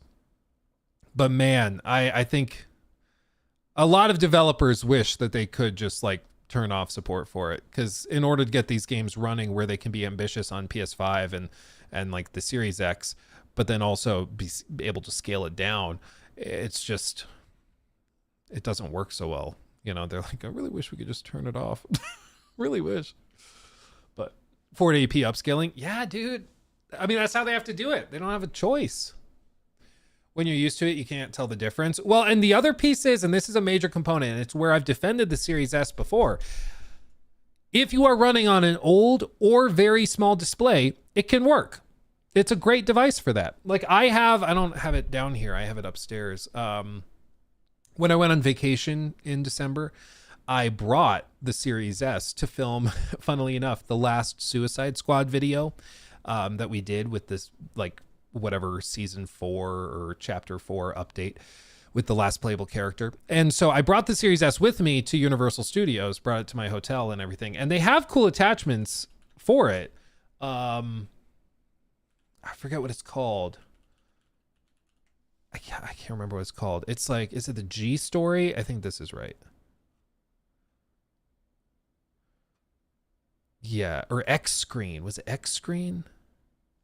I can't remember if it's this or one that looks like it, but it's basically this. And it's like a 1080p screen that you plug into the back of the console. This is what it looks like, but it plugs into the USB port and the HDMI and the power and everything. And then it like locks into the back of the console. So it basically turns the console into a weirdly thick laptop, but you can take it with you. And then it's got a built-in screen. And it's only, I mean, it's, again, the size of the Series S. So it's quite small. It's only like that big, but it's 1080p, which is all you need for the Series S. And it honestly works pretty good. It works pretty well. It's awesome. Like, I'm a big fan of it, actually. And so as like this type of device, yeah, the resolution can be low. Who cares? That's fine. It's if you have the Series S plugged into like a 65-inch TV, that's when you're in trouble. That's when you got problems. That's when you got problems. So I just think it really depends on screen size. You know, size does matter. Sorry, guys. Sorry, hate to break it to you. Hate to break it to you. But yeah, in this case, I think size matters. And for the Series S, if it's a small screen or like a portable screen or something like that, you're fine. If it's a smaller, like 30 to 40-inch TV and it's 1080p and you're a little further away, it's fine. But if you're going to try to like set up the Series S on a big 75-inch screen, it'll be obvious, you know, it'll be obvious. Bro, size matters. Not what my wife says, but whatever. It's also, the Series S gets freaking hot, dude. HAWT. Like this thing pumps out the hot air straight up. It's actually kind of crazy. Like I remember being in the hotel room and the AC was blasting because I like the AC blasting, and my hands got a little cold at one point, and I literally held them over the vent, this black vent, and it warmed my hands up quite quickly because it's just like a little space heater. It really is. It's crazy. If it gets hot, tell me how size matters. 34-inch 4K is good. Depends on how close you're sitting. If it's for a monitor, yeah, 4K is good for a 32-inch monitor. 4K is good for a 27-inch monitor, but you can get away with 1440p for a 27-inch monitor. That's fine. But for a TV, like if it's sat 6 feet away from you, 10 feet away from you, then no, you don't need 4K. Like, get out of here. You know, get out of here. Okay. Where did I leave off? Sumaya, all roads lead to AC Shadows. How dare you choose not to talk about it? I know, right? There's some people that just, I appreciate that guy. I appreciate you sending super chats and contributing. I mean, we poke fun a little bit because you said you invest in Ubisoft, which the jokes write themselves, you know, especially if you're using it as like, I know the numbers, I invest in Ubisoft. I'm like, I would argue if you know the numbers, you would not be investing in Ubisoft. But like, I'm glad you're here. Either way, it's good to have somebody come in and poke and prod and push. That's fine. But there's some people that just, they want to talk about AC Shadows, or they just want to talk about like whatever woke game they want to rage about. Like it's just not that interesting to me. You know, I'm good. Just not that interested. I find it boring, you know? Or it's that, what's that Robert California clip? Hold on. Yeah, this. Where's the soundbite? It's just the part where he goes, I'm afraid you've lost my interest. But I'm not sure. They have the Lizard King clip. Man, Robert California was goated. He really, really was. Do they have, maybe if I just search the transcript. Is this necessary? No, it's not. I'm afraid. Whoa. Is that not in the transcript? No. Okay, well, maybe I can't find it. It's a fantastic moment, though.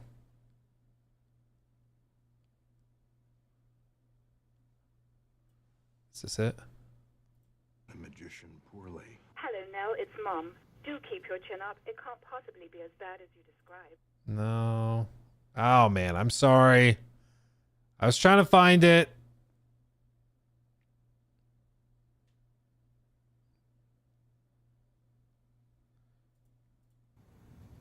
No, I don't know. Okay, I'm giving up. I don't know.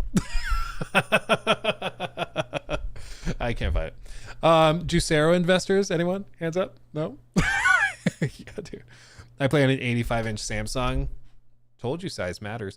Yeah, it's good. Let's see. Where did I leave off? My dad is Yves Guillemot. I know the numbers. Yeah. Well, it's just like, and even if AC Shadows lose or has lost $500 million, $1 billion, like okay. Like, okay. The point is, like, if you don't know, you don't know, and it's not really fair to start asserting anything as fact unless you know. And what I know, based on people I've spoken to who do know the actual facts, is that it was not this colossal flop like some really, really, really wanted it to be, you know. And so at that point, like, it's just not worth going back and forth. Because I'm not going to give you the phone number of the person I talked to. I'm not going to, like, hop on a FaceTime call with them for you. Like, we're just not going to do that, you know.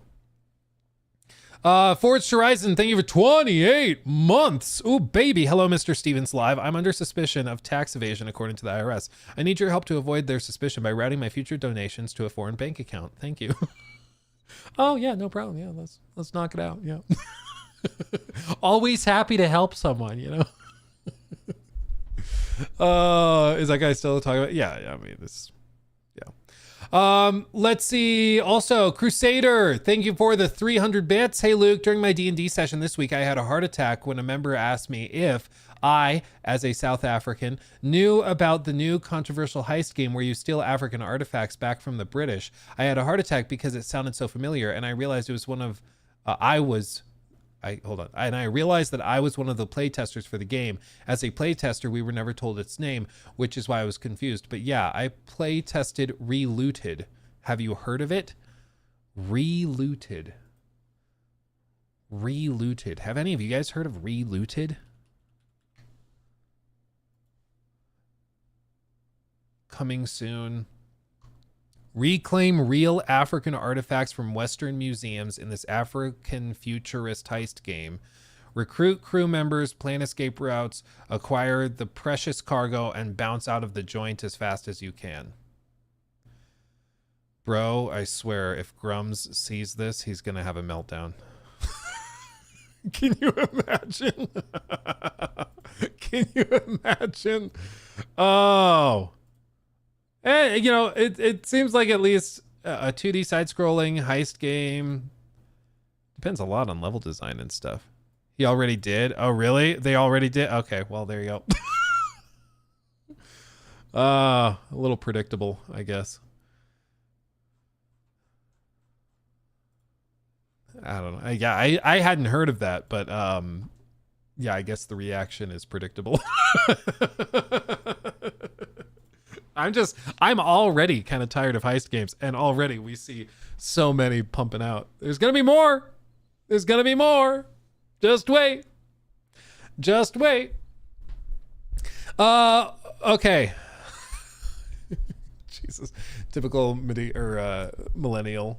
I don't know, man. I think it's just like,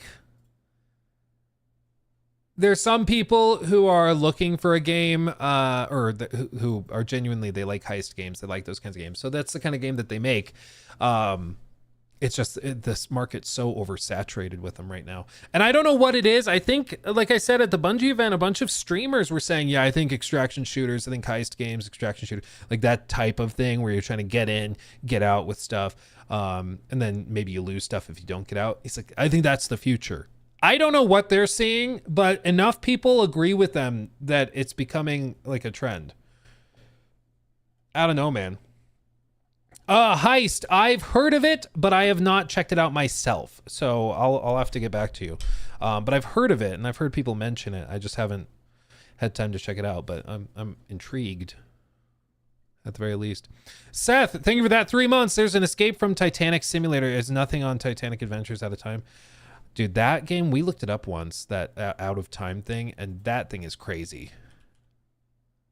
Oh, wait, what's this? Hold on. Or is that the same thing we saw before?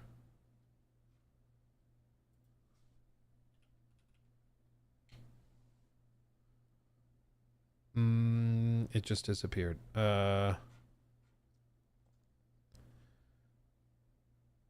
There's some mafia thing. Okay, I guess I lost it. I can't find it now. I refreshed the screen accidentally and it disappeared, but it looked like there was a mafia tech something or other. Like a mafia tech preview something or other, but maybe I'm seeing things. I don't know. Okay. Well, anyway, we'll just continue on our merry way. Maybe the algorithm will bless us with it once more. Oh, it's the panel. Oh, okay. I thought it was something new. It's the panel. Then we're good. Okay. Let's do this. Escape from Titanic Simulator. Yeah, I saw screenshots of it. I don't know. It's like, do you guys remember way back in the day? This is only for OGs.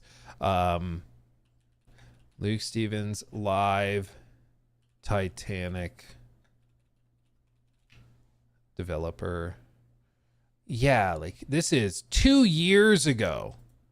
2 years ago. But we had on, did I link any of his stuff? We had on one of the devs that was working on the Titanic Honor and Glory project that has like the full demo where you can walk around the Titanic and check it out yourself. But we did this whole interview with him and it's really, really interesting because he kind of explains the thought process and what they're doing. Really, really cool. And one of the things that stood out to me was when he was discussing, like we were talking about how you gamify something like that. And he was like, oh, transparently, it's pretty tough. Because you think about it, like, where do you draw the line? Like, where do you stop? Do we fully populate the ship? Well, then that brings questions like, okay, do we populate the ship with NPCs like through MetaHuman for like the full capacity? Because we'd like to have the actual number of people on the ship so you can see this like scale of the tragedy. But then he was like, but that adds another question. Do you put kids in it? Like, do you put generated kids so you can see that aspect of the tragedy? Like that, it gets tough, man. It gets really tough because at some point, the more real you make it and the more accurately you realize the tragedy and the scale of it, it stops being a video game and it starts to become more of a I don't even know how to describe it, but a sort of historical PSA kind of thing, and trying to gamify that gets really uncomfortable and it feels really weird. So they were trying to be, maybe tasteful is the wrong word, but like sensitive to those realities. And like, we thought of maybe just doing like silhouettes and kind of a, how like you run around in Persona 5 and there's like the silhouetted people. Like maybe we do something like that so that it's represented, but it doesn't like just turn into a misery simulator. But he's like, yeah, it's really tough to do something with a tragedy like that doesn't just feel like you're maybe gamifying it or not taking it seriously, Yeah. Yeah, I get it. I don't want what I saw. Or I don't want Saw, I want CSI. Yeah, I think that's right. It's just, it gets tricky. Yeah, a docu-game. I think a docu-game is cool. It makes sense. But I think, you know, it won't work the same as a traditional video game. Like, I don't think you can do, you know, a sort of, I don't even know what kind of game it would be, but like a social stealth game where you're trying to escape out of the Titanic, you know, based on passing certain charisma checks or dialogue checks and sort of solving the puzzle of your way out. It's tricky. That Titanic out of time thing, that one I think kind of passes to the point where it's maybe not that tasteful. It's like this choose your own adventure game, but it also has like time travel stuff. It gets like a little insane. It is very, very 1996, in the best and worst ways. Like, it's actually crazy. The whole thing is insane, but it's a game of its time, you know. It got 100 from World Village. It's a showstopper, dazzling, extraordinary entertainment at its very best. Wow.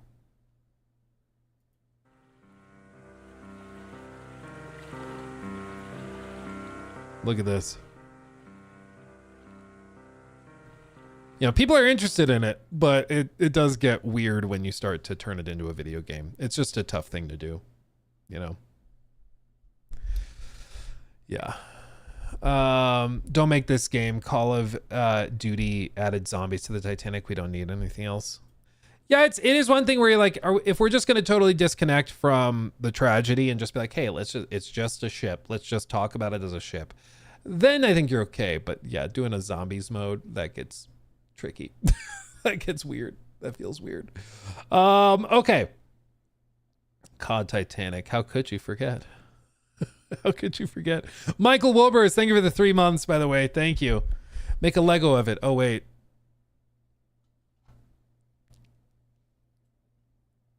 Yeah, you see that? See that up there? Hold on. Enhance. There it is. It's right up there. Also, there's Edward. There's Edward on his ship. And don't you see Fergus? He's standing guard by the YouTube play button. Is there anything else up there? Oh, yeah, the guy that my buddy Corey got me from Japan. He's up there, too. Okay. Almost there. There. Oh, there we go. Okay. That thing is huge. Yeah, dude. It's massive. Okay. Okay. Yeah, Fergus, always standing guard. Dude never rests, dude. Skull from? It's Grandma. She always wanted to stay close. So she just hangs out with us. Okay, let's do this real quick. New segment. The one and only Juicehead posted a video. What is going on with Starfield? And you guys know the one thing I love more than talking about Todd Howard is talking about Starfield. So I mean, we gotta do it. We gotta discuss it. What is going on with Starfield? What is going on? It wasn't even at the Xbox showcase, and it's probably coming to PlayStation 5 this year, and it allegedly has an expansion as well. What is happening, dude? Explain it to me. Juicehead, tell me the truth. Whisper the wisdom into my soul. What is going on with Starfield right now? I don't know. Tell me. Now, this past weekend was, of course, the 2025 Xbox showcase, and despite quite a bit of fan excitement, Starfield comes... Hold on, I have to read that. I have to read what the fans were saying. We have to. So do you think a possible second Starfield DLC will be announced at the Xbox showcase, or will they shift attention to the Outer Worlds 2? Basically what I wrote in the title. I just noticed that Outer Worlds 2 is the big sci-fi RPG title in tomorrow's showcase, with Outer Worlds 2 direct after the showcase. Whatever they'd announced, Starfield could be regarded as unimportant compared to the new title. Disclaimer, I want a new official DLC because I love Starfield. I just worry that Microsoft will abandon it, except Creations now with Outer Worlds 2 on the horizon. Yeah, it's also kind of funny. You really do have to add a compliment or something in your Reddit post about Starfield. One member of our community back like a year ago after Shattered Space, close to a year ago, he was putting posts out there, and to be fair, he was like baiting a little bit, but he found if he put a compliment and said, I love Starfield, I'm just wondering if this expansion is going to be good and stuff like that. But he found if he didn't put a compliment, it would get so mass downvoted, nobody would ever see it. So it's a little funny. It's, you know, I understand the Starfield subreddit. They've had to put up with some stuff, you know, a lot of it from me. I get it. If you ever want to just be so depressed, go onto the Starfield subreddit and search Luke Stevens. You'll find some remarkable postings. They do not like me. Multiple people have I've seen posts where they accuse me of being the reason the game flopped, which is a little funny. I'm like, I do not have that power, but I'm flattered you think I do. Completely missed this showcase, leading to many fans wondering if the game is just outright. I had so much hope for today's Xbox show, but no. After so much time of silence, let's not talk about the small update. The game looks so dead now. It's sad. It is genuinely a little sad. I was hoping they would fix it up. I was really hoping that they would build it up and it would be like No Man's Sky. Because there was hype and interest for Starfield, but like I just think it was way more work than they were prepared to do, it seems. And it seems like they're certainly shifting gears a lot. But, you know, this is part of the reason why, like, I've held their feet to the fire so much. You know, it's because I'm a fan of BGS. I want them to get back on track. I want them to like, get their head out of the sand and out of their keisters. But, you know, so long as you have fanboys and stuff that are hyping it up and acting like they can do no wrong, it never will improve. But, you know, I guess that's why we're here. They're just walking away from it. Dead now. In this video, I want to bring you up to date on what's actually going on here, because thanks to past interviews and even some leaks, we do have a pretty good idea of what is coming next for Starfield. And I even think I know why it missed the showcase altogether. Starfield's in a really weird spot right now, and honestly, I agree with a lot of this fan frustration. He said, what a complete disappointment. What a joke. The only thing we ever hear from Bethesda about this game now is nowadays is stuff off the Creation Club. The Xbox showcase would have been the perfect time to show off something new for this game. Unfortunately, Bethesda doesn't seem to care. Wouldn't surprise me if Bethesda has abandoned this game and are hoping the community will make content for them. This does not bode well for future Bethesda Game Studios projects with 1,000 upvotes. And I mean, I don't think that this is even hypothetical. Like, I don't think this is even a theory or a piece of speculation. It wouldn't surprise me if Bethesda's abandoned this game and are hoping the community will make content for them. That's the whole point of paid mods. It's why we raged about it when it was first revealed, because it's so transparently clear that it is a platform for mods to produce ongoing content for the game. Bethesda doesn't have to do anything for it. The community makes the mods. And yet Bethesda still makes money from it. They take a cut of every single one sold. And I've still not gotten like firm confirmation of how much money they do generate from this. I've asked mod makers who are partnered and they say, no, we're pretty locked down. We can't tell you. There's rumors and speculation. It could be as much as like 50%. You pay $10 for a mod on the Creation Club and Bethesda takes half. Might be way less than that, but I don't think they've confirmed either way. I've never been able to find it. Even if it's only 20% or 10%, still, they're making money hand over fist from the people who are still playing Starfield and paying money for those paid mods, and they don't have to lift a finger. So why would they spend millions making DLC if they don't have to? And I'm saying this, I still think that they're going to do a second expansion, but I think it's going to be pretty minimal, but still. So, fans are correct to be annoyed over the lack of communication. Bethesda makes it so hard to defend this game. I love Starfield. 1,100 hours in.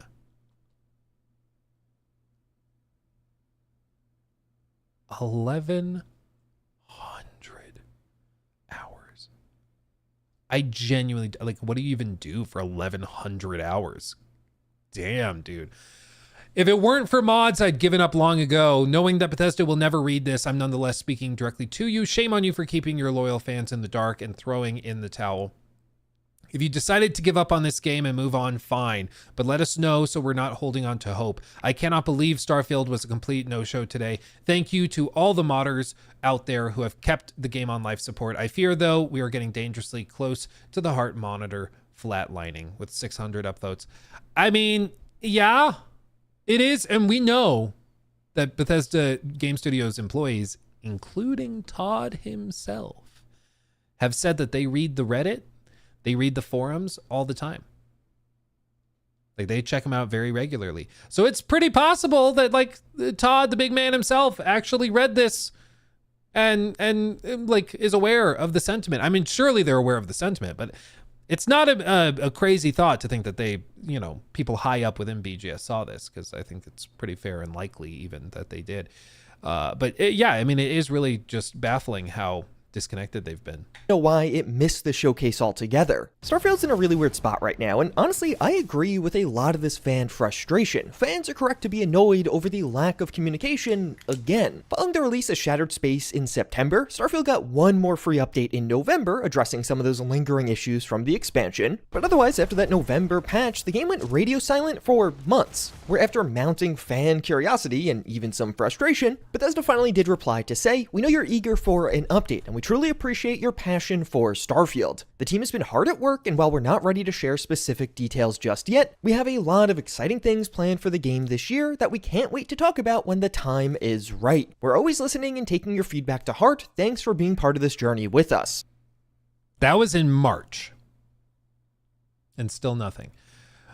I think almost certainly, and this is my prediction, lock it in, I think it comes to PS5.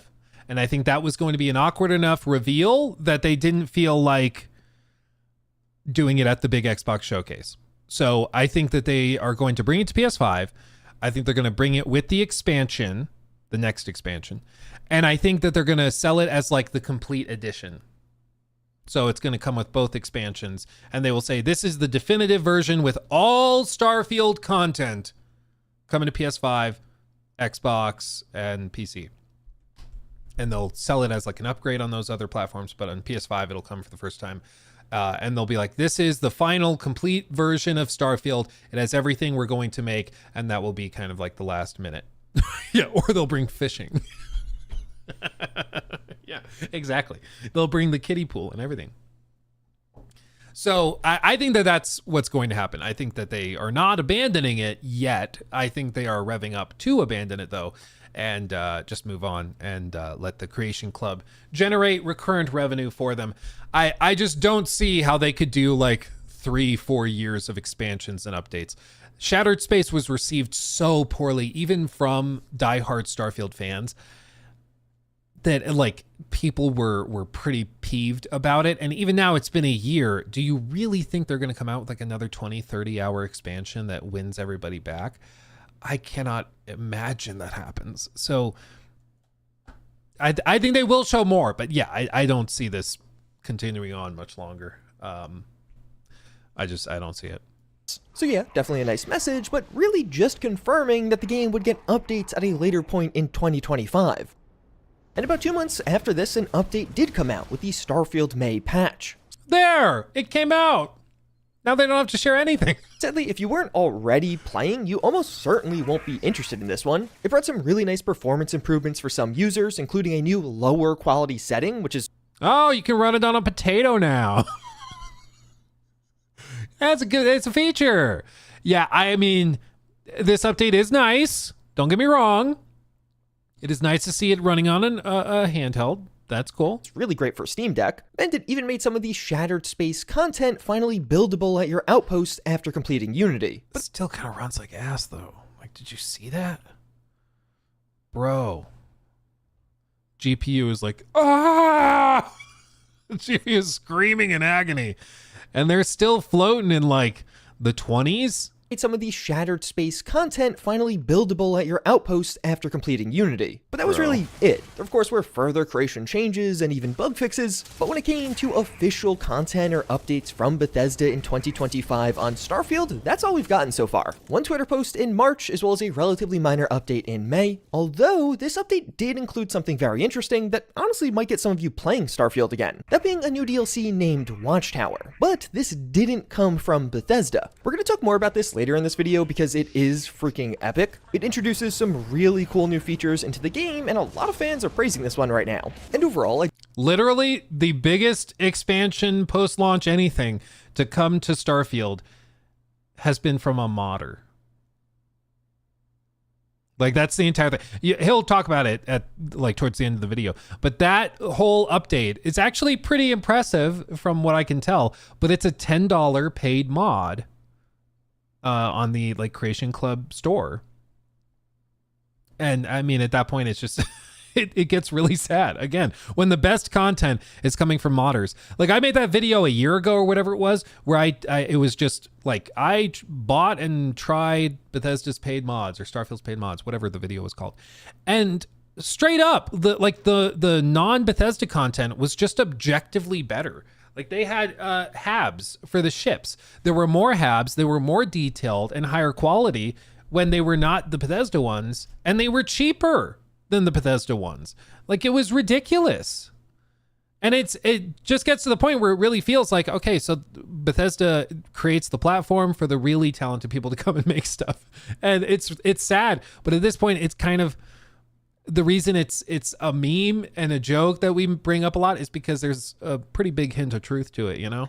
I do think Bethesda's statements thus far this year do make it pretty clear that no, Starfield is not currently abandoned. Bethesda has consistently fallen short on communication around their games, and it's almost been perpetually true for Starfield. I feel like this is the third time fans were frustrated and waiting months for some kind of update before Bethesda finally just releases something. So while yes, it's frustrating, I don't think their silence means it's abandoned, and instead what I think is going on is the Xbox showcase wasn't the appropriate stage to talk about what's coming next to Starfield. Do you remember back at the start of 2024 when Xbox Era reported that Starfield would be coming to PlayStation 5 and the community freaked out? A bit later, Xbox had a podcast about how it would actually be for other games going to PlayStation 5, but at least as of then, Starfield wasn't on the table. I'm not somebody who typically jumps on board with the whole planned or coordinated leak thing, but I think in this specific example, Xbox saw this leak go public, saw the massive amount of backlash, and simply delayed their plans a bit.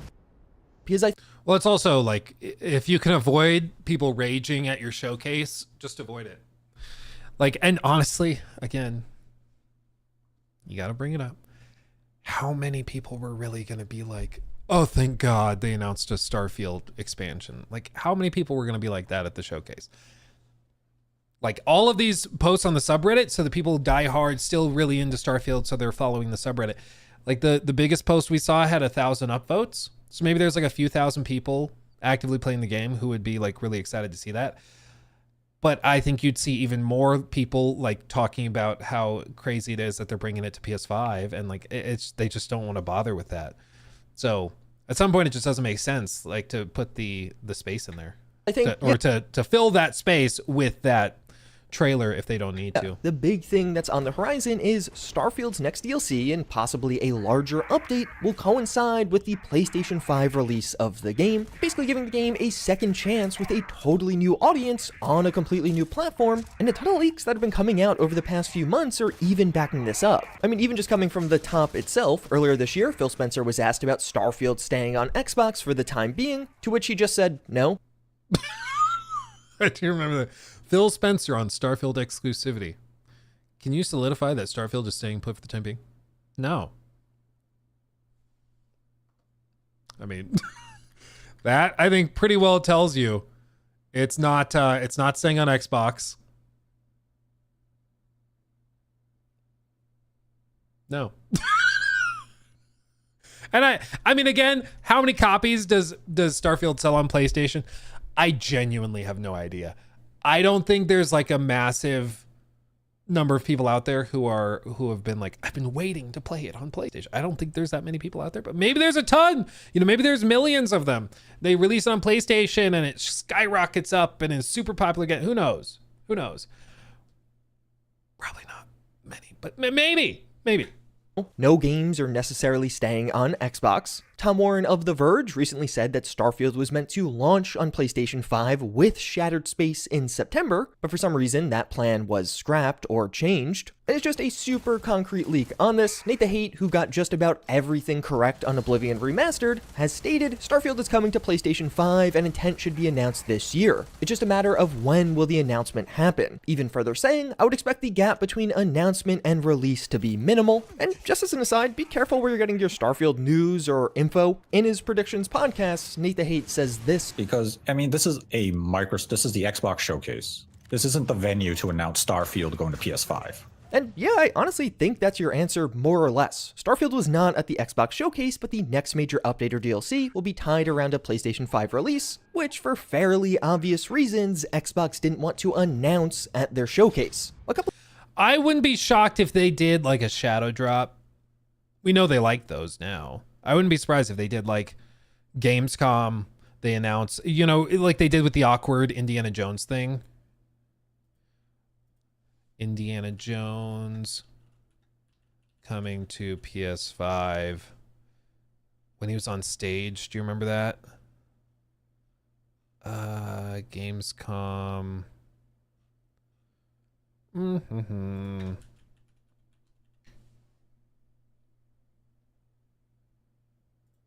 But there is one more thing that Machine Games and Bethesda wanted to share with you about Indiana Jones and the Great Circle.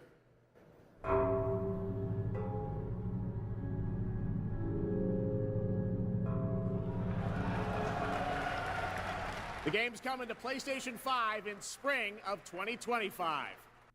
Like he revealed this one more exciting thing. It's coming to PS5.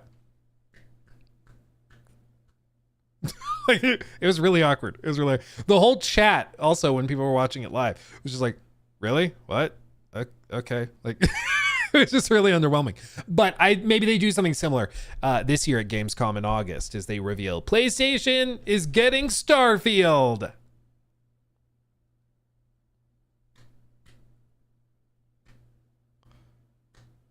Like maybe that's the extent of it. Might not be a bad idea. And you know, they shadow drop it. That's probably the best route. Shadow drop it with an expansion, whatever, do it that way. Couple of months ago, we even saw some of these Starfield Please mod clap. pages Yeah. get PlayStation 5 logos, as if those mods would be available on PlayStation as well. What I imagined was going on there was some of the people in the verified creator program got early access to posting their mods on PlayStation 5, or at least adapting them to that platform, and we started to see some of that leak through. So I wouldn't be shocked if this is a release that's coming up soon. The fact that we saw mod pages get updated like this makes me think this could be just in the next couple of months. Made the Hate even claim that the gap between announcement and release would be minimal for a PlayStation 5 drop, and just yesterday, a Halo data miner found a new Halo API entry that, at least to this person, confirms a Halo game on PlayStation, and apparently it's coming soon. Maybe there's going to be a series of Xbox games coming to PlayStation announcements, and I could see Gamescom being a perfect stage for that. Or honestly, they could just randomly announce this any week, but Gamescom really is the next major showcase. It's coming in. Well, and let's just be honest. It's a business expense. It's in Germany. If Todd wanted to take the family on a little vacation to Germany, we're going to go announce the Starfield's coming to PlayStation. Write it off. maybe it'll be funny, but maybe it is legitimately just like, we want a free vacation. Let's put it on the business and put it on the company card. Make Phil pay for it. Like at that point, why not? Why not get a free vacation out of it? Not a bad idea. Yeah, go for it. In August, but in the past, Bethesda has been there. And even when it comes to a second DLC, I do still think that is possible, and to me, it's not that crazy that we haven't heard anything yet. Shared Space dropped in September, and if this Todd Howard interview is correct, you know, content-wise, we're looking at kind of like what we do with Far Harbor on Fallout 4. We're like, okay, this is a scope that works for, you know, our development in doing this kind of annual story expansion type of thing. So Bethesda wants. I'm sorry, to compare Shattered Space to Far Harbor is like comparing filet mignon with a baby's poopy diaper. Like, what are we doing? What are we doing? Like, we're not talking the same language, man. It's just, that makes me worried there might be a tumor or something affecting your judgment and ability to evaluate things, because they are so not accurate at all. I feel like we're in different realities at the moment. Wants yearly story expansions for Starfield, at least as long as the audience keeps buying them. And well, yeah, Starfield's player count on Steam hasn't been the best. The game still does seem to have a very solid Game Pass core audience, like a ton of other Xbox games. I've seen some arguments saying that more developers on Starfield, like working on a DLC, would take away developers from the Elder Scrolls 6 and slow down development on that side. But do you really think Bethesda doesn't have enough developers on the Elder Scrolls 6? Like, do you not think they could ask Xbox for that? I feel like when Well, I mean, it's with Bethesda, the bottleneck has not historically been like volume of employees. It's historically been management and leadership, and they do have limited budgets. Even a game like Elder Scrolls has a limited budget. And don't you think the budget may be even more limited than it would have been after the underperformance of Starfield? Like if they were going to get 300 million, 400 million for Elder Scrolls 6, that number definitely didn't get bigger after Starfield. That's what I'm saying, you know? Like Microsoft is not going to be that willing to just throw more money after that big project kind of fell flat. So I think, you know, realities of budget limitations are certainly there. As for, you know, putting people on the project or not, they definitely do have teams specific for Starfield, specific for Elder Scrolls, and they've been planning that for a very long time. A lot of the time what they'll do is they'll have a team that is like, maybe new hires are working on this project over here while the core team is working on this over here. At Naughty Dog, for example, they are having the core team work on like Intergalactic, and they have another team working on another separate game that's secret right now. But they have a separate team of like younger employees, newer employees that they were having work and train on their tools with like the remakes and remasters and stuff, which they've talked about before. It's a good way to train the team, is to just get familiarized with it. They also said that like Skyrim Anniversary Edition was something they used as a team exercise to get familiarized with the next gen of consoles before Fallout 4, and then they just decided to release it as its own standalone thing after, because they had already like upgraded it fully. So it's you know, not impossible that they could have a team working on Starfield and Elder Scrolls, and I don't think it would necessarily cannibalize too much, but it's also not going to be the case, I think, that they just have an unlimited budget here. When it comes to the Elder Scrolls 6, Bethesda could probably get just about whatever they realistically need to make that game. Over the past few years, Bethesda has been growing a ton, and making some more Starfield DLC will make them some more money in the interim. So, will it though? Will it make that much money? I don't know if it'll make that much money. I don't know.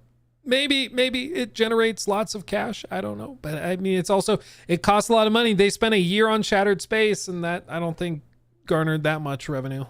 I do think this all means that we probably will see another new Starfield DLC, but it's likely not coming until September or October. It's likely a very similar team to who worked on Shattered Space. And yeah, DLCs take time. They might need a full year to actually get that one out. The word Starborn was randomly trademarked by Bethesda, so many are speculating this will be the name for the new DLC. And I honestly think Bethesda has a pretty good reason to continue supporting Starfield, even if it seems like the player counts and overall interest is lower. Mainly because I think this is an exceptionally well monetized audience right now. Bethesda's... Yes.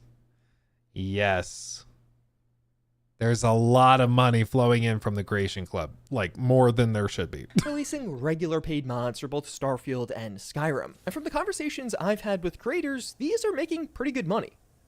Which means quite a few people are buying these, and new choices are available to purchase just about every month. The big new... Dude, just look at that, though. This is, again, like, why people were saying, stop throwing a fit over paid mods. Not that big of a deal. Dude, look at this.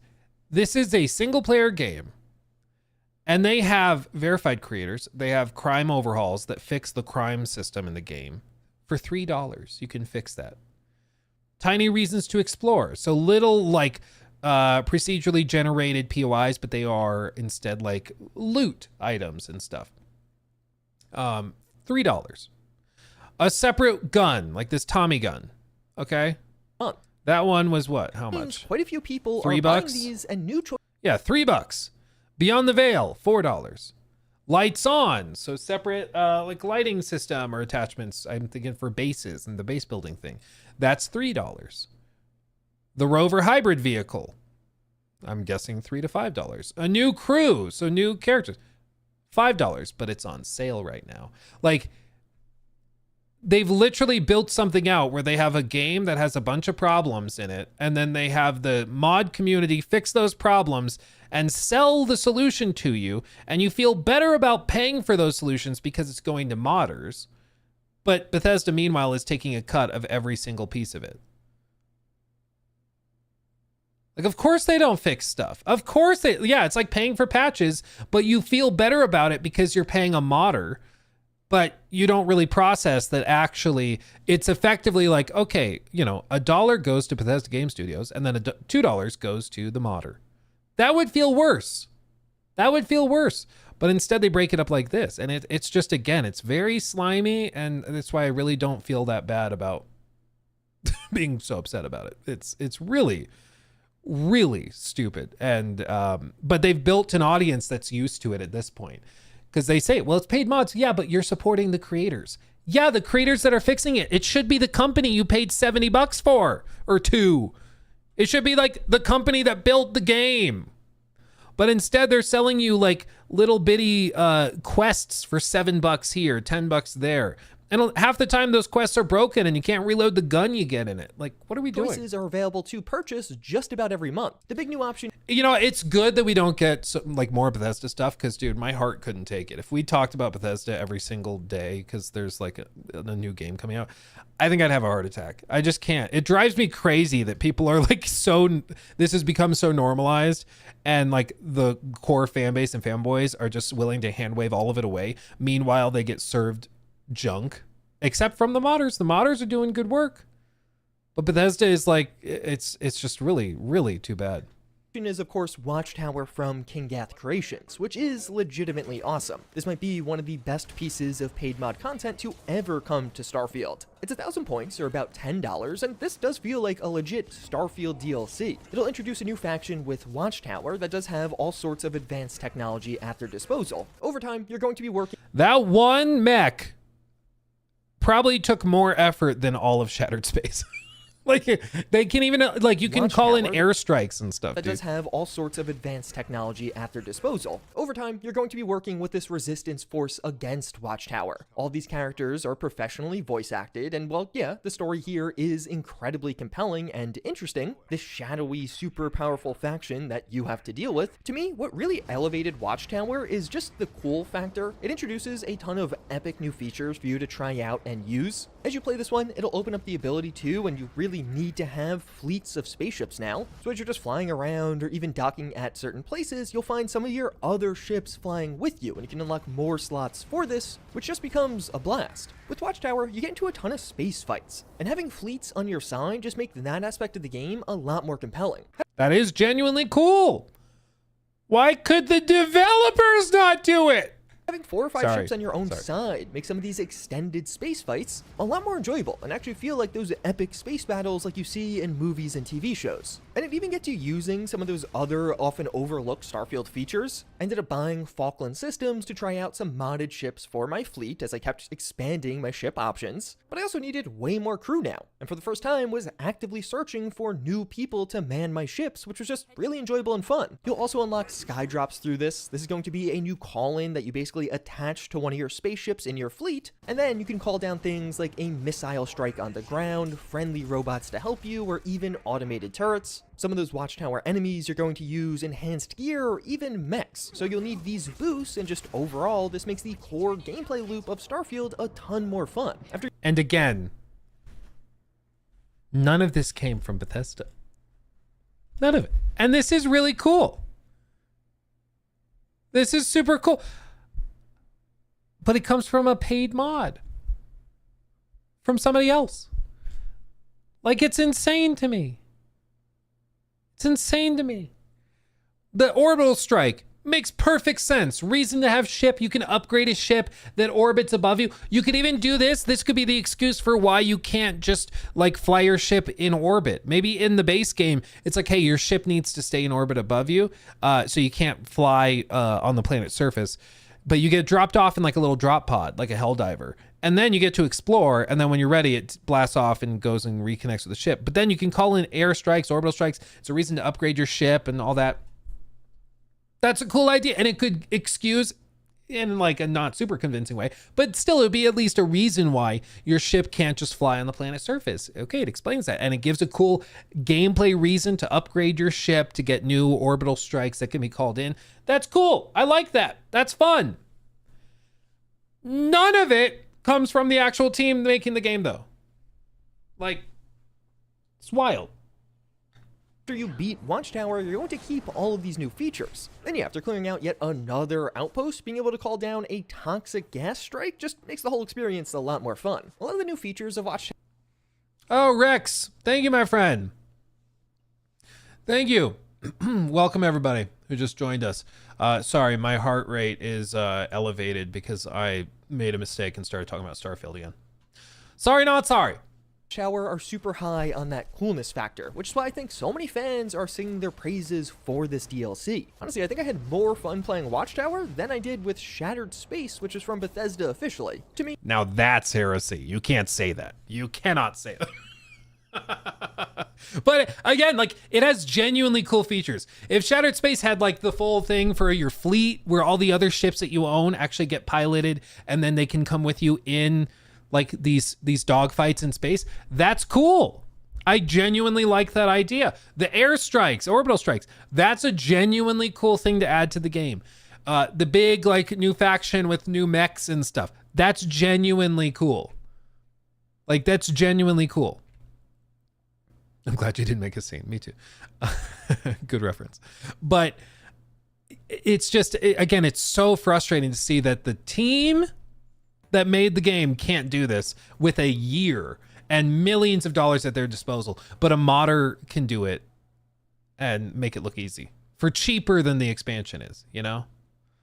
How did you remove the Rode logo on your microphone arm? I covered it in tape. It's just gaffer's tape. So yeah, it's just tape. I did a sponsorship and they said I cannot have any logos for other companies in the footage at all. And so I had to cover it up.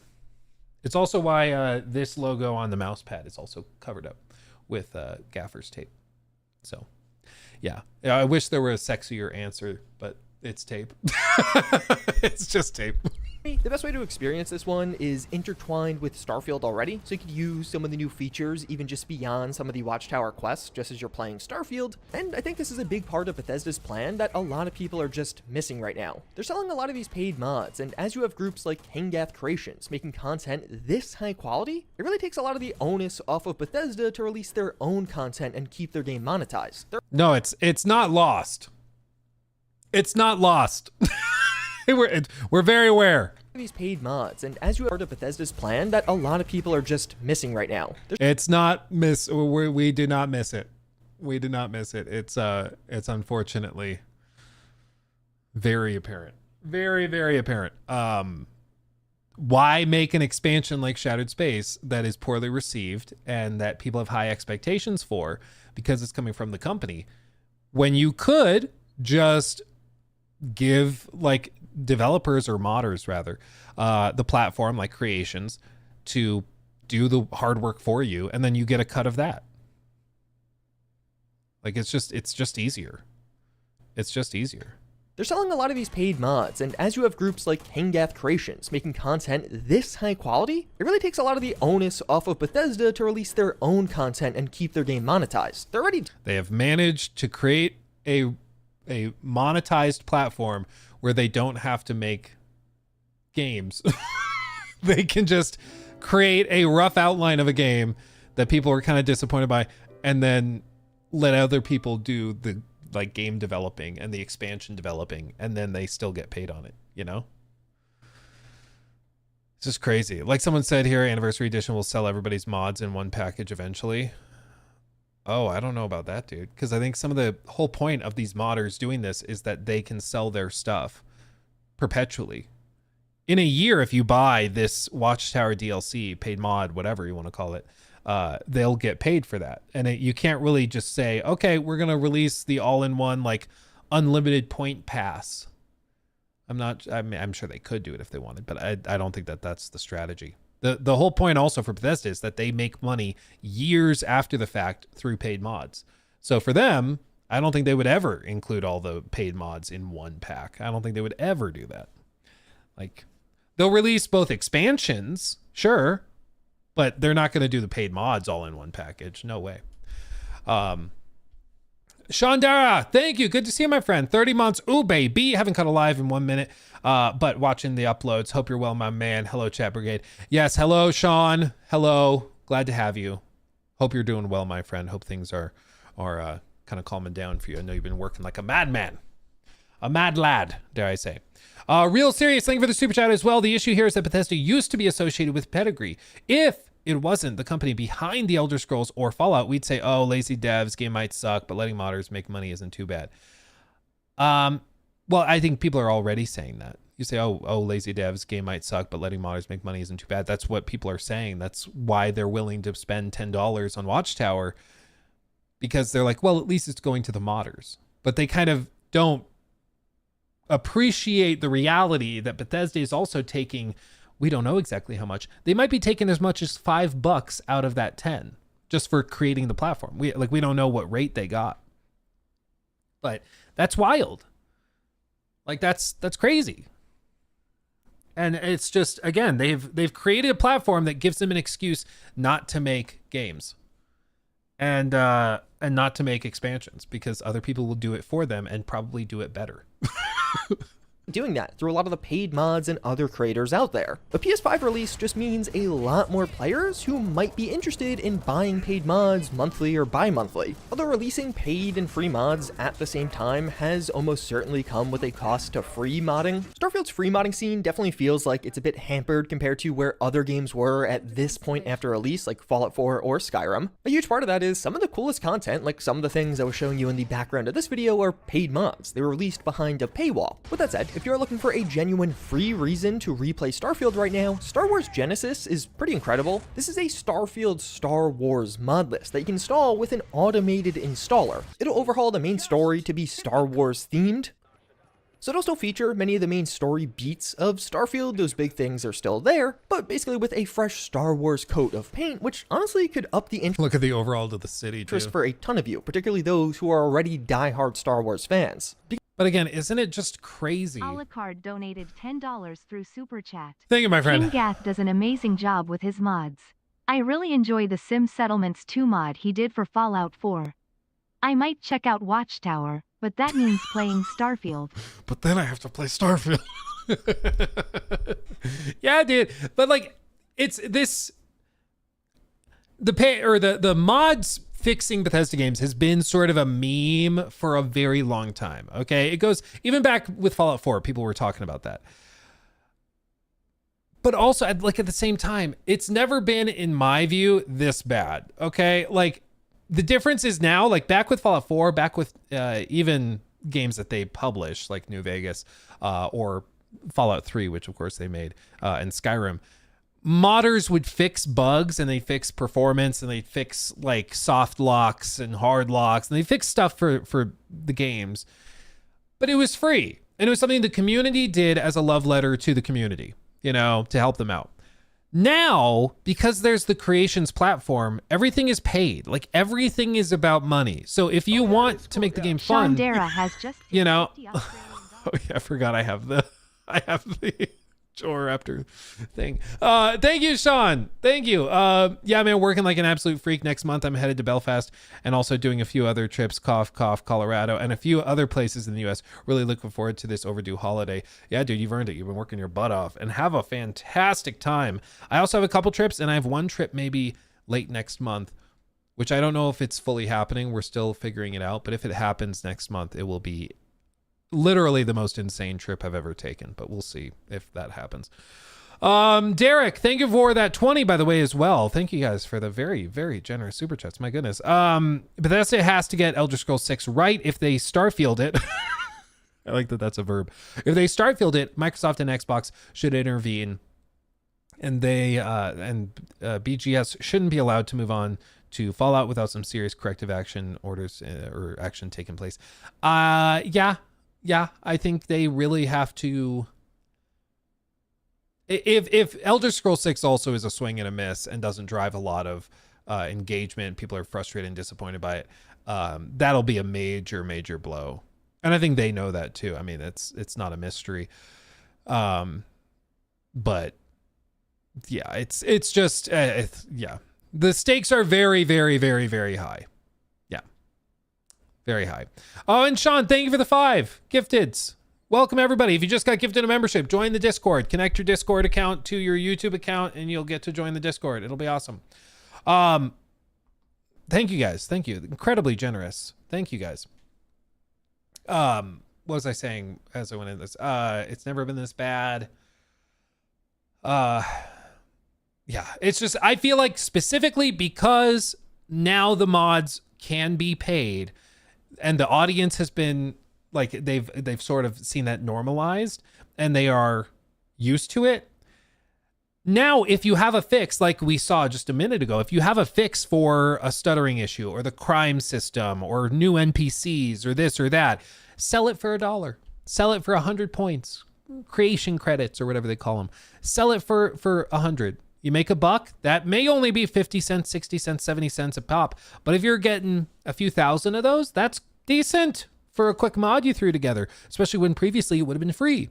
And once that becomes the standard for like these fixes to the game, the whole idea of Bethesda games starts to kind of fall apart in my view, because then it's again all about money. The only way you can have that customized fun experience is if you're throwing money. And yes, I know Nexus Mod Manager still exists, but a lot of these big mods, they are like specifically going on the Creation Club to sell them, because that's how they can justify having a bigger team on them and doing what they need to do to make them exciting.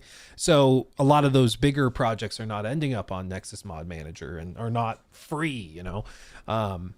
So it's just, again, I feel like the Creation Club paid mod thing that they revealed back in, I think, 2018 started this whole thing, and it's really just crazy. Yeah, Nexus did just sell as well. That's the other thing. They sold earlier today, it was announced. Who knows where that goes? Buckle up, buckaroo. Oh, this Star Wars mod, probably not long for this world. Tell you what, who knows? I don't know if this is through Nexus, but if Disney catches a whiff of it, oh god. Starfield, those big things are still there, but basically with a fresh Star Wars coat of paint, which honestly could up. Oh, you didn't hear? You guys didn't hear? Yeah, no, Nexus Mods just sold.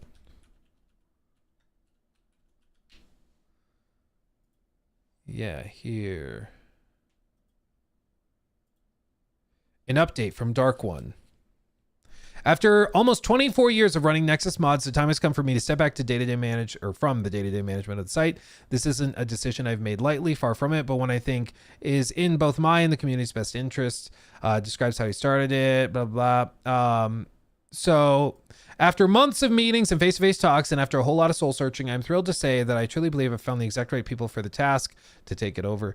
So yes, the ownership of Nexus Mods has changed hands, but I want to be clear, this isn't some corporate exit or backroom deal. This is me doing something I probably should have done years ago, taking care of myself, reclaiming some headspace, and finally letting go of the idea that I have to do everything and be responsible for everything myself.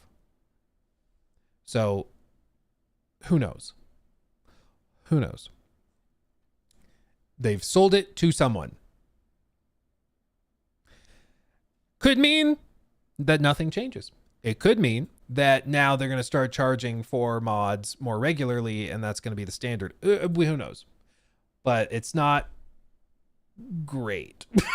I'd rather it didn't happen. But anyway, continuing. The interest for a ton of you, particularly those who are already die-hard Star Wars fans, because this does genuinely change a ton about the game. Nearly all of the NPCs you encounter are either a Star Wars race now or using Star Wars weapons or armors. The United Colonies overall becomes the Imperial Empire, as well as other factions are changed. And in actual gameplay, you just see a ton of new stuff. Combat encounters had me constantly searching inventories for these new but very familiar weapons, and I would almost say, if you're a giant Star Wars fan right now, this might be a must download. Even if you're only experiencing this world for a few hours, you can still have a ton of fun and get really immersed in everything happening around you. But with that said, that is where Starfield stands right now and where I think this game is going. I don't think it's quite abandoned, but there is a clear strategy shift here, as I do suspect Bethesda has a lot riding on this upcoming PlayStation 5 release for Starfield and even their future plans for the title. Yeah. Because again, it's like we said earlier, what are the odds that Microsoft gives Bethesda like an unlimited check for Elder Scrolls 6 after Starfield? I think the odds plummeted. I think chances are right now that they are being very, very cautious about spending too much money on it, because they gave Starfield every single tool on their belt. They helped them out in every way they could. But is that enough? I don't think so. I think demonstrably it hasn't proven to be enough. So it's going to be fascinating to see. But I genuinely don't know how many people out there are going to be buying the game on PlayStation, you know? I genuinely don't know.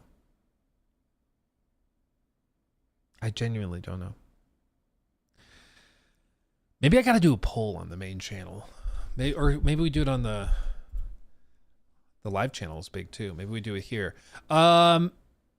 Text poll.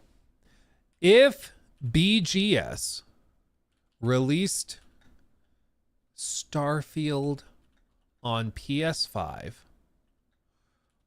would you buy it? And we'll say for 70. With DLC with DLC for 70. Would you buy it? Is that a fair question? If BGS released Starfield on PlayStation 5 with DLC, or with maybe 2 expansions for $70, would you buy it? Yes. No. I'm genuinely curious because I don't know anybody that would. But there's you never know. Yes, no, and then I'll do a see results. Well, no, everybody should be able to say yes or no. Or I'll do a wait for sale. Yes, no, wait for sale. Is that fair? Does that cover everything?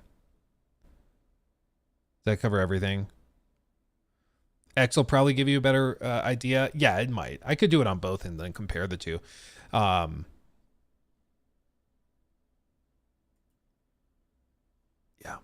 I'm going to say no, but I'll refresh this in a few minutes and we'll see where it's at.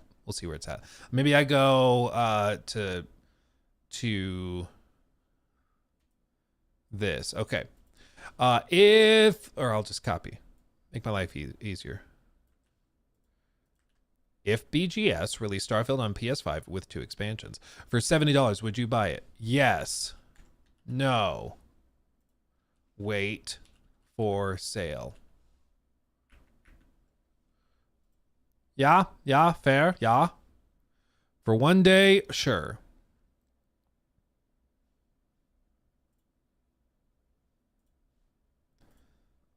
Let's see, where are we at already? 82 votes already. Hey, we got 5% of people saying yeah. Hell nah. Hell no, too boring. Oh, man. That's funny. But, okay, well. The missus is calling me too. So I guess that's a good time as any to call it, because we went pretty hard today. We rocked and rolled. Thank you everybody for the amazing support today. We had an awesome stream. I appreciate you guys so much. Arik, yes, thank you for the bits. Thank you for that, for the most hated game dev. Some people said that they thought the video was like a hit piece. Some people thought it was unfair. I don't know. I'm open to it though. The big thing is, like, once videos get over 20 minutes, it gets tough to do like full reactions to them, because they are very, like, they will take an hour or two to get through. So it's just tricky, but I'm open to it. I'll add it to my list and maybe I'll check out the first few minutes and see, because I just don't know. Okay. Oh yeah, and so far, yeah, people are also saying no over on Twitter. I would uninstall it if they put it on my PS5 for free. Dude. Yeah, the results are about what I was thinking. That's funny. Okay, well, we'll check back in. Let me copy and paste the link. I will check back in on this after, like on our next stream, to see what the results are like, and we can do a little checkup and see, because I am genuinely curious. But okay, thank you everybody. Much love. Have a fantastic rest of your Monday. I'll be back on Wednesday, rocking and rolling. Okay. Much love, everybody. I'll see you soon. Hugs and kisses. Bye-bye.